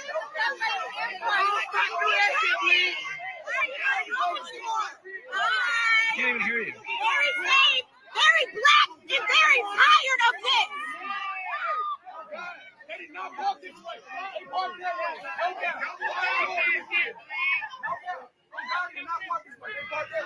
Because you give me on camera real quick. Hey, what's up, man? Like, oh, press the hell. You feel me? Like, it's a crazy day out here. You guys do. Hold on.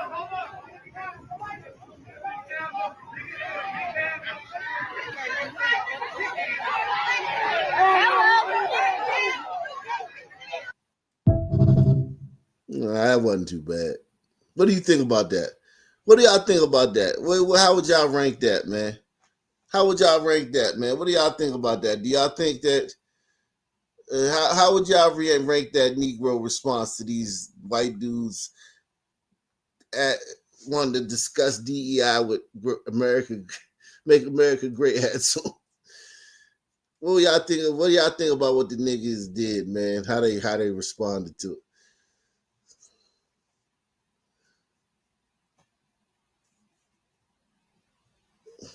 He said on a scale of 1 to 10, it's like a 2. Yeah, man. Facts, man. Yeah, I agree. A 2. It's a 2 because they were close to them. They were, kind of like, marching them out of there. But no physical contact was made. You know what I mean? It was. Yeah, it was. He said you can't have meaningful conversation with 72 IQ.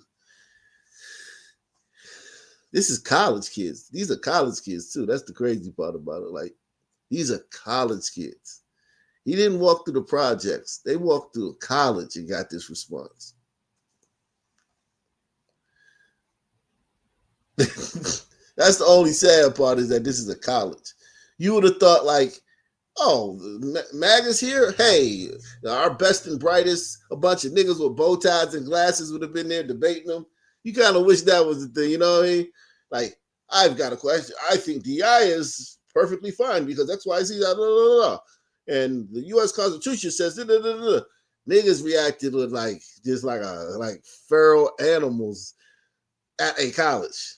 Yeah, that's the sad part. You would have liked to see at a college people debate them, but niggas, man. Niggas. But I still think that this is nothing. This is a nothing burger. This ain't no. These white boys can't complain. If these white boys complain about this, they don't need to go to. They need to stay away from this shit. Because if you won't be going to rent black spaces and you can't handle this, you need to stop. He said that was a son debate. Yeah, exactly.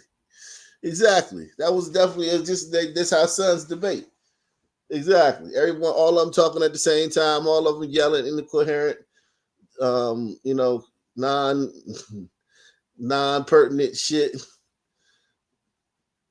Yeah, that's exactly right. That's the son debate. Yeah. Oh shit.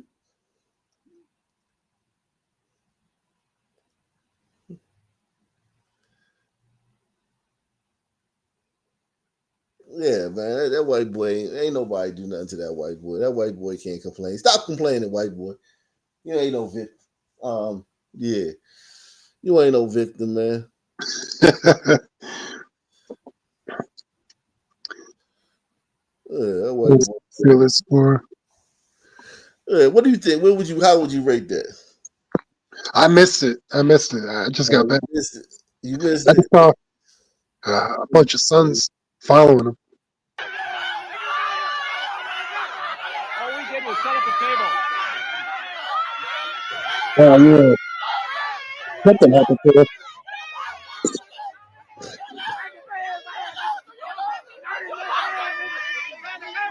That's just our son's stuff. He's fine. I wonder how many times he got called nigga though. He probably got called nigga. What nigga, get out of here? He probably got called nigga maybe what 300, 400 times. Bitch ass nigga, get the fuck out of here.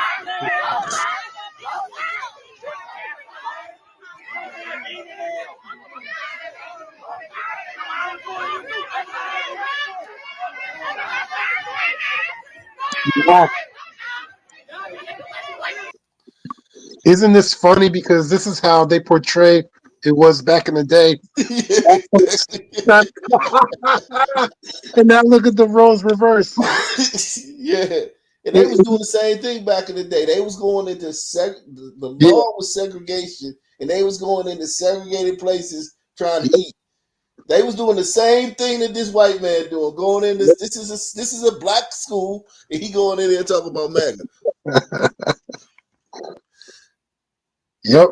It's funny how it works like that, man. Dabashank says, the first says, Mexicans can outwork and outbreed sons for half the price. Yeah. The motherfucker, I don't know what it is with them though, but it's like, yo, whether their sperm or the woman's vaginal canal is shorter, I don't know what it is, but man, they can pop out some babies, man. They can, maybe because they smaller. You know, and I never thought about that. Like, think about it. They're smaller. So it's kind of like animals. You know how animals have litters and shit? They because they're smaller. They can, it's maybe bigger people have less babies. No, I thought sons in Africa have a lot of babies. No, the African population is nowhere near India or Asia. Oh yeah, Nowhere near. And then that's the whole continent. That's the Arabs and everything. They don't even got 1 billion on the Africa. India got like 3 billion. China got some of that, and then nobody knows how many motherfuckers on burritos it is. You know what I'm saying? Yeah. Shit. Salute to Roger Wood. He says, did we ever discuss Rajon Belt and Aurora? Ooh, Rajon Belt? Who the fuck is that? I don't know who that is. Rajon Belt. Rajon Belt? What's that? That's what it looks like, you say. Rajon Belt? Oh, this guy. Yeah, this son, man, he got himself killed. A young man who witnessed his father being murdered will forever be traumatized. Rajon Belt Stubblefield should still be alive. There were multiple life-preserving techniques available to the officer. The killer cop's name has not been released yet. Okay, so let's see. I saw it, but I think I saw it from a different angle. Get that shit. Get that shit. Yeah, chill. No. Get that shit. No, Dad, chill. Get that shit. Officer, chill. Yeah. Get that. So he's walking his arm. He has nothing in his hands, but he's walking towards the officer, and we don't know what precipitated this. We don't know what preceded this. He's just getting this right here. That shit. Get on the ground. Get that shit.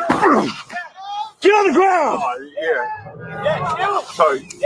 You ready for this? You ready for this? Get on the ground. Nah, this is a fascist country, man. You can't do that. We Nazis, man. It's a Nazi, man. What the fuck you ended up on a fascist Nazi for like this for? Nigga, you knew what the fuck it was. You said it every day. Fascist Nazi killer cops, right? They KKK cops, right? Seriously though, like nigga, you can't have both. There can't be KKK cops and Nazis and running around killing black people, and you squaring up trying to box and shit while he got his gun out. Yo, in the Sun community, if he beat the cop, whatever he did should go, you know? Yeah. He won. So You ready for this? You ready for this, huh? You ready for this, huh? Get on the ground. You ready for this?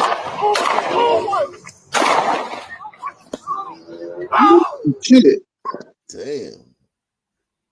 Shit. Oh, mean, hey man, fuck it, nigga. Y'all need they racist KKK cops. You must have wanted to die.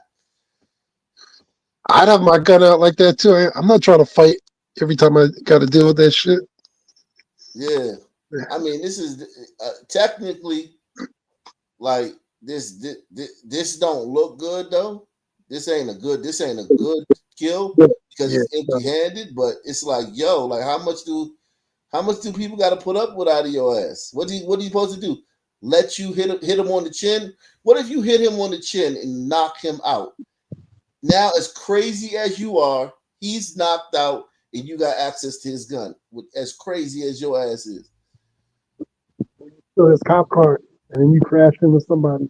Now the police getting sued. You know. Yeah, like all it takes sometimes is one punch to knock somebody out. Oh yeah. Ooh.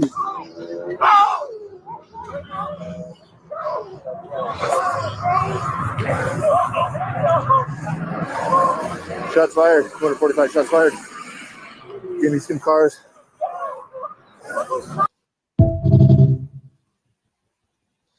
The niggas is mad. So it says Aurora Police Department has attacked and killed another unarmed black man. They attacked him. Oh, this nigga got gold teeth and shit. Oh shit.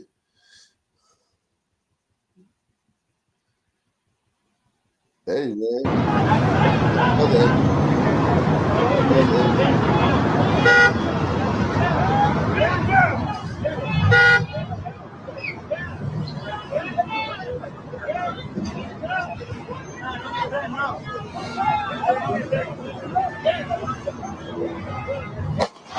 Okay, now you walking him into the street.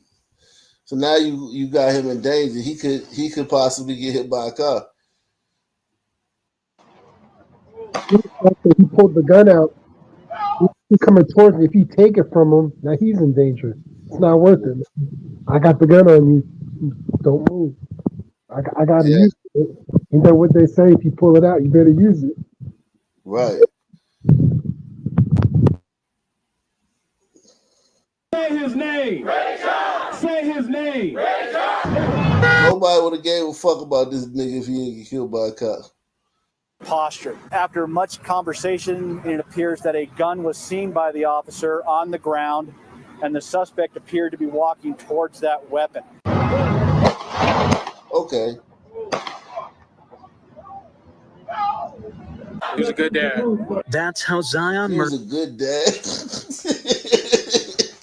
Yo, his son is right there with him. That's what he showed his son.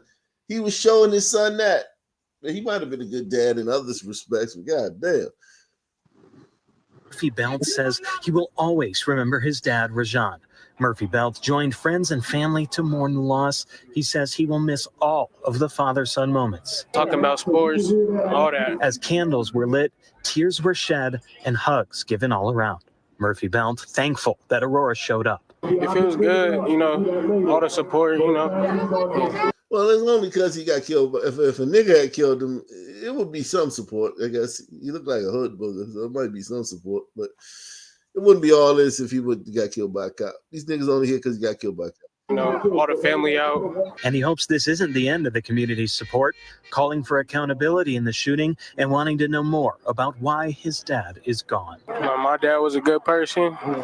You know, the way he died was like not cool. You know, we want justice for sure. Jesus Christ. Holy shit. Sad. No, this is sad, man. Niggas is sad. Oh. Jesus Christ. Is this a longer version? Okay, here we go. A man. That shooting happened late last month near East 6th Avenue and Billings. Now, Rajan Belt Stubblefield's family wants justice, and a nationally recognized civil rights attorney is now representing his family. Your reporter in Aurora, Michael Abeda, is live tonight in Aurora. And Michael, the family talked to reporters earlier today.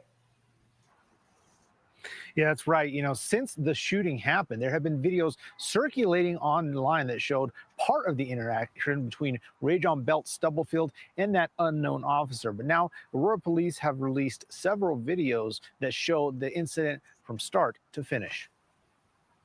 He was a beautiful person and he loved everyone. Rajon Belt Stubblefield's widow was in tears. Why I'd always be like, yo, he was a beautiful person and he loved everyone. And then I'd love to see this nigga's arrest record. Nigga got like 5 assaults, attempted murder, did time and shit, domestic violence. These niggas. That's the same thing George Floyd, baby mother was saying. He's just a wonderful person. He would want everybody. He wouldn't want anybody. He was all about peace. Nigga just got out of jail for fucking robbery. What the fuck? Robbery is not peace. That's not peaceful when you put a gun in somebody and tell them to give you this shit. That's not peace. I was supposed to move in with him the day after everything happened. His son Zion nearly at a loss for words. No, Dad, chill. Get that. Officer, chill. Because he saw his father shot and killed before his very eyes. Newly released body-worn camera video shows the August 30th incident, when police say Stubblefield tried to run from police and crashed his car. Stand there, give me your hands. So he ran from police and crashed his car. So the adrenaline's already up with the guy. So this is not just like, let's cruise around and what do you want to do today? I want to kill a nigger. All right, let's go find us a nigger. Kill. You know what I'm saying? Like that's how niggas be acting. Yep. You see an unknown officer pull out his gun and point Oh it at man, Stubblefield look. Oh shit, he could have got shot right there, Joe. Yo, he could have got shot right here. Give me your hands. Show me your hands. Look at this. Unknown officer pull I out hope his the gun. airbag deployed. His Yeah, head airbag deployed. Yeah, yeah. nigga, you can still get your hands up. You can still show me your hands, nigga. And pointed at Stubblefield in his wrecked vehicle. Don't shoot me. Stubblefield eventually exits his vehicle with one hand tucked behind his back. Oh hell no! Hell no! Yo, Man, if that was a black cop, he probably been with a shadow. holy shit! Holy shit! Officers say he was concealing a gun. Oh That's the gun. So that's the gun that was in the grass. They said it was a gun in the grass, and he was walking. That's probably why the cop hit him. Because remember, he turned around and the cop hit him in the back. Yeah. I was wondering why the cop did that because I was like, "Oh, he leaving," but the cop probably thought he was walking towards the gun. They wrestle a bit, then Stubblefield is seen with nothing in his hands. As Stubblefield advanced towards the officer, he's heard yelling for his son to get something and points to the ground. The officer hit him on the side of the head. Oh, he's telling his son to go point the gun. He's a great dad. Hey, son, go grab that gun off the ground while this officer's got his foot pointed. He's a hell of a father, man. Press one. Damn, these niggas be fathers in the home will cure all. Fathers in the home will fix every ill in the black community. God damn! You running from the cops with his son in the car? Crashed. When he Killed his son. Could have killed his son or injured his son in the crash. God. Could getting out with his hand behind his back, cop could have lit his ass up. His son could have got hit too. Yep. His son in the passenger seat. Stubblefield eventually exits his vehicle with one hand tucked behind his back. Officers say he was concealing a gun. They wrestle a bit, then Stubblefield is seen with nothing in his hands. As Stubblefield advanced towards the officer, he's heard yelling for his son to get something and points to the ground. The officer hit him on the side of the head, but Stubblefield does not retreat. He's then shot twice in the chest and once in the head. There is no justification. Flanked by attorneys, including national civil rights lawyer Ben Crump, Stubblefield's family says they think the officer acted criminally. They say not only did the officer escalate the situation by striking Stubblefield. Oh, it's another man too. Okay, so that's even makes it work because this dude, if he gets the gun, you know what I mean. So it's not only is his son over here, but this is another guy that's walking up. This guy didn't help the situation because if there's a gun on the ground right there that the cop is obviously worried about, right? The cop's definitely worried about that gun on the ground. He want to make sure that nobody pick that up, especially the way this nigga's acting. Like, it's not like this nigga's acting normal. It's not out of the realm of possibilities for this cop to think that this nigga would pick that gun up and fire it at him. Yeah, if you run in, you crash, and you still not getting on the ground, yeah. Stubblefield when his back was turned, Still sucker but he could have punching. used less than lethal force I think he caught him when he wasn't looking, right? and didn't need to shoot an already wounded Stubblefield in the head. It was so unnecessary to execute him with that headshot. Aurora police say the officer feared for his life because Stubblefield exited the vehicle with a gun and kept telling his son to pick it up. Stubblefield's family says now that they've seen the video, they're convinced the officer murdered their loved one. That transparency will mean the naming of the officer and a release of his entire internal affairs file, and every time he has used force and every review of that use of force, because we understand that this was a problematic officer. Yeah, but even if this is a problematic officer, this is insane. So basically what they're saying is that, like, this is why you need Black Columbo on the scene, right? This is why you need Black Columbo, man. Everybody put BC in the chat, man. Okay, so this guy's a problem. We're saying that this guy's a problematic officer. He has other incidents on his case docket as far as being complaints about his policing. And this is one, okay? This is another one, right? This incident right here. Okay, so if this is the type of shit you can get a complaint over, you just basically fucking help the police. Because if this is something that you can get prior to the shooting, right? Let's say prior to the shooting. If this is something an officer can get a complaint against him over, you've nullified every previous complaint. Press 1. Because you're saying he's got a bunch of complaints, and this is another one, and this is the worst. This is just another one of many complaints. Well, motherfucker, look at the fucking tape. If this is what you get complained about over, I'm with the cop. I question all those previous complaints. Yeah. I question all of those previous complaints. If this is just another complaint. We're complaining about this officer's policing. Well, God damn it. He might have been right in the right in the other ones. Press 1. He might have been in the right in the other ones, because y'all saying he's in the wrong right here. Y'all are saying this cop is he's dead wrong right here. And he has other complaints too. And we want to hear about all of them. Yo, this guy might be the fucking one of the best cops in the fucking country. And he just got to deal with niggas.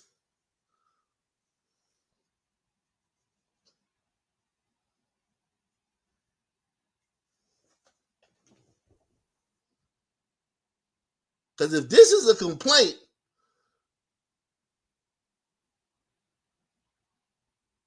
this cop he might have been right in every, even if he got 10 complaints against him, each one of them it may be a way to where I could see his side of the story at least. Because y'all saying that this is poor policing. He was dead wrong in this situation. You got 2 people advancing towards the gun on the ground. We don't even know if the other nigga was in the car. They won't tell us who this nigga was. This nigga in the car too?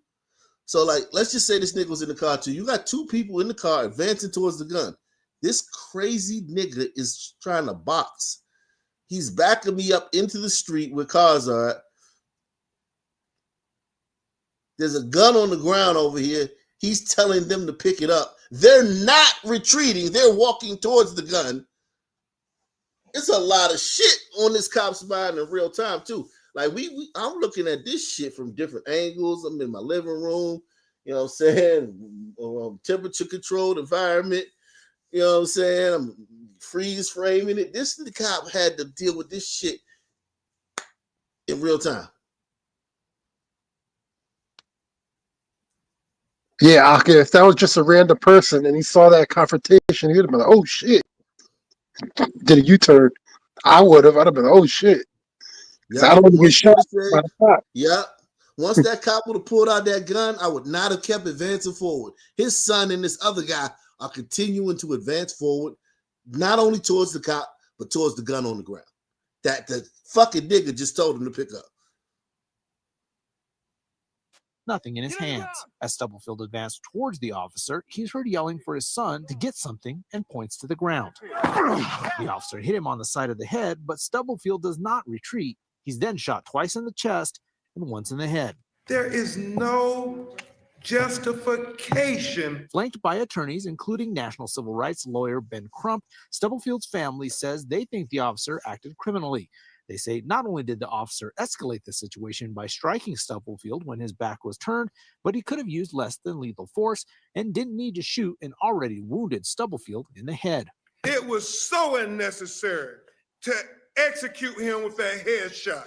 Aurora police say the officer feared for his life because Stubblefield exited the vehicle with a gun and kept telling his son to pick it up.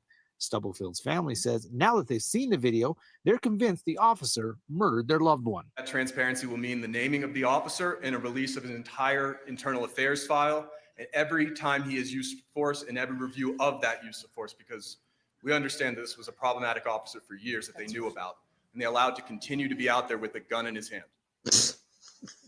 He's problematic. This guy's problematic, officer.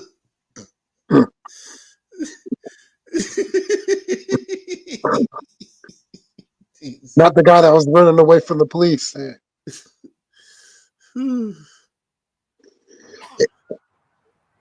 Now the lawyer. It looked like that other guy was trying to tell either the cop or the other guy to calm down, but the cop doesn't know that. For the family. Yeah. He just sees a guy. It's happening in real time, and these is niggas. And if you're a cop, you know niggas. We think we know niggas. Cops know niggas. So he's on red alert. He's on red alert, man. Fulfilled say for now they will let the attorney general and the district attorney do their job and investigate this officer involved shooting, but they did not rule out the possibility of civil action if they feel the justice hasn't been served in the future. In Aurora, Michael Aveta, covering Colorado First. All right, Michael, thank you. Yeah, they know the police department going to settle. The police department. Oh yeah, because he don't have the gun on him, so. Yeah, what is this? Holy shit.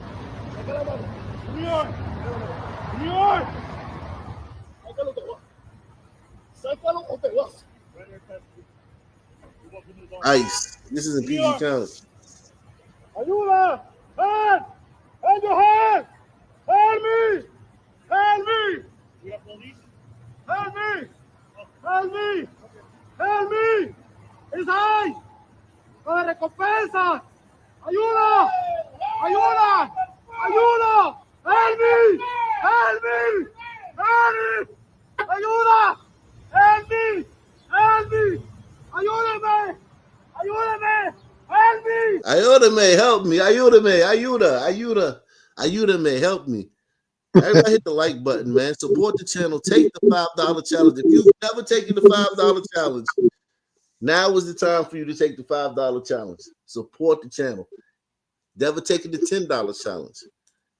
Take the $10 challenge. Support the channel. If you've never taken the $20 challenge, take the $20 challenge. Support the channel, guys.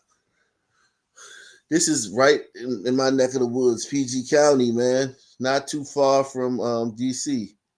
Across the county line. ICE. This is where that girl, this is not far. This is like not far from where that girl a couple of weeks ago got killed by that Mexican. Or she met him, not where she got killed, but where she got in his car. And then she ended up dead and he dumped her somewhere. You remember that big story? Forgot her name. Yeah. Rika, whatever the fuck her name was. I don't know, but yeah, this is not far from there. A lot of Mexicans over there. Help me! Ayuda! Ayuda!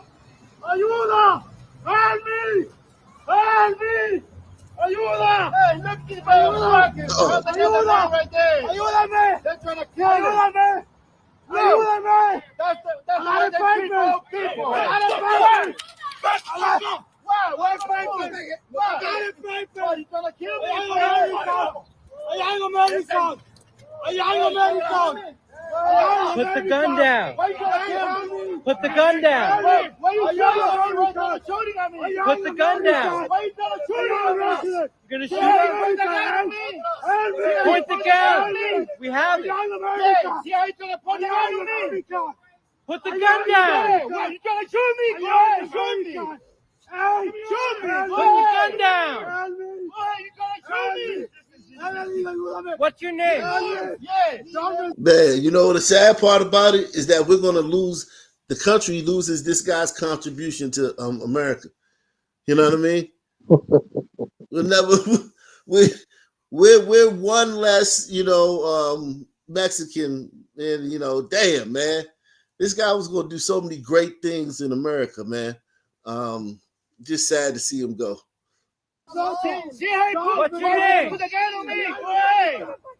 I ain't fucking scared. What's your name?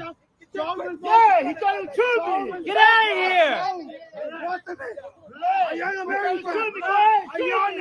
not wanted here. He's trying to shoot me. Go ahead. We got you on camera pointing the gun.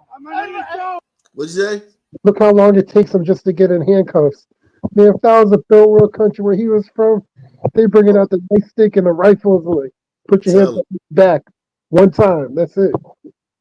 You know what I mean? Like, it's like, yo, do you want this guy in your country? Like, he can't even follow. Like, I would feel more sympathetic if he just was like, all right, you got me. Yeah. Like, yo, you gonna be a problem over here, man. No, he got the gun. He got the gun. America. Are you on America? Get out of here! Fucking Nazi! Are you on America? Are you on America? Look at his face! He still ain't got his hand. He still won't give us up a hand. This is a man of a Nazi. And the only person called him a Nazi is the white dude, punk ass white dude. America! Look at his face! Hey, I am America! He's American. Why doesn't he just wait for the Yeah, exactly. Go ahead, shoot me. That's what he does.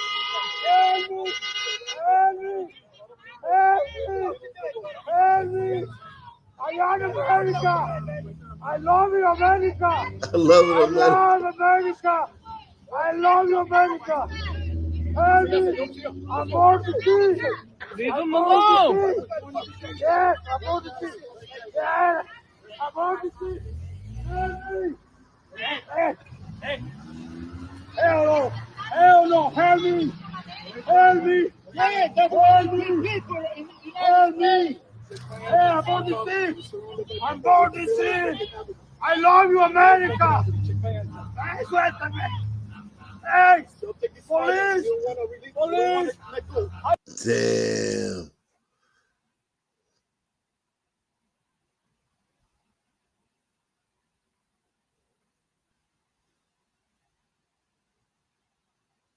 Damn. This is Durham.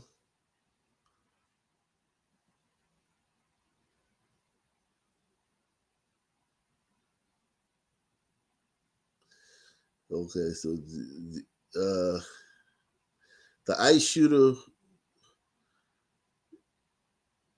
Okay, so that must have been what the DC was trending.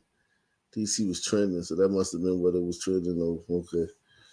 All right, man. Yeah, man. Salute to everybody out there, man. Shout out to Roger Wood. He says, I think I quietly heard the Aurora officer say for Derek when he shot the Sunman. LOL, Big Crump heard it too. For Derek Chauvin, man. God damn it, man. Oh, man. Jesus Christ, man. I think I heard that too, man. Yeah, man. Free Derek Chauvin, man.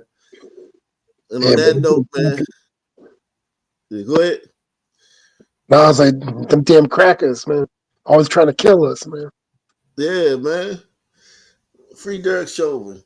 Same black time, same black channel. Out of here. Subscribe.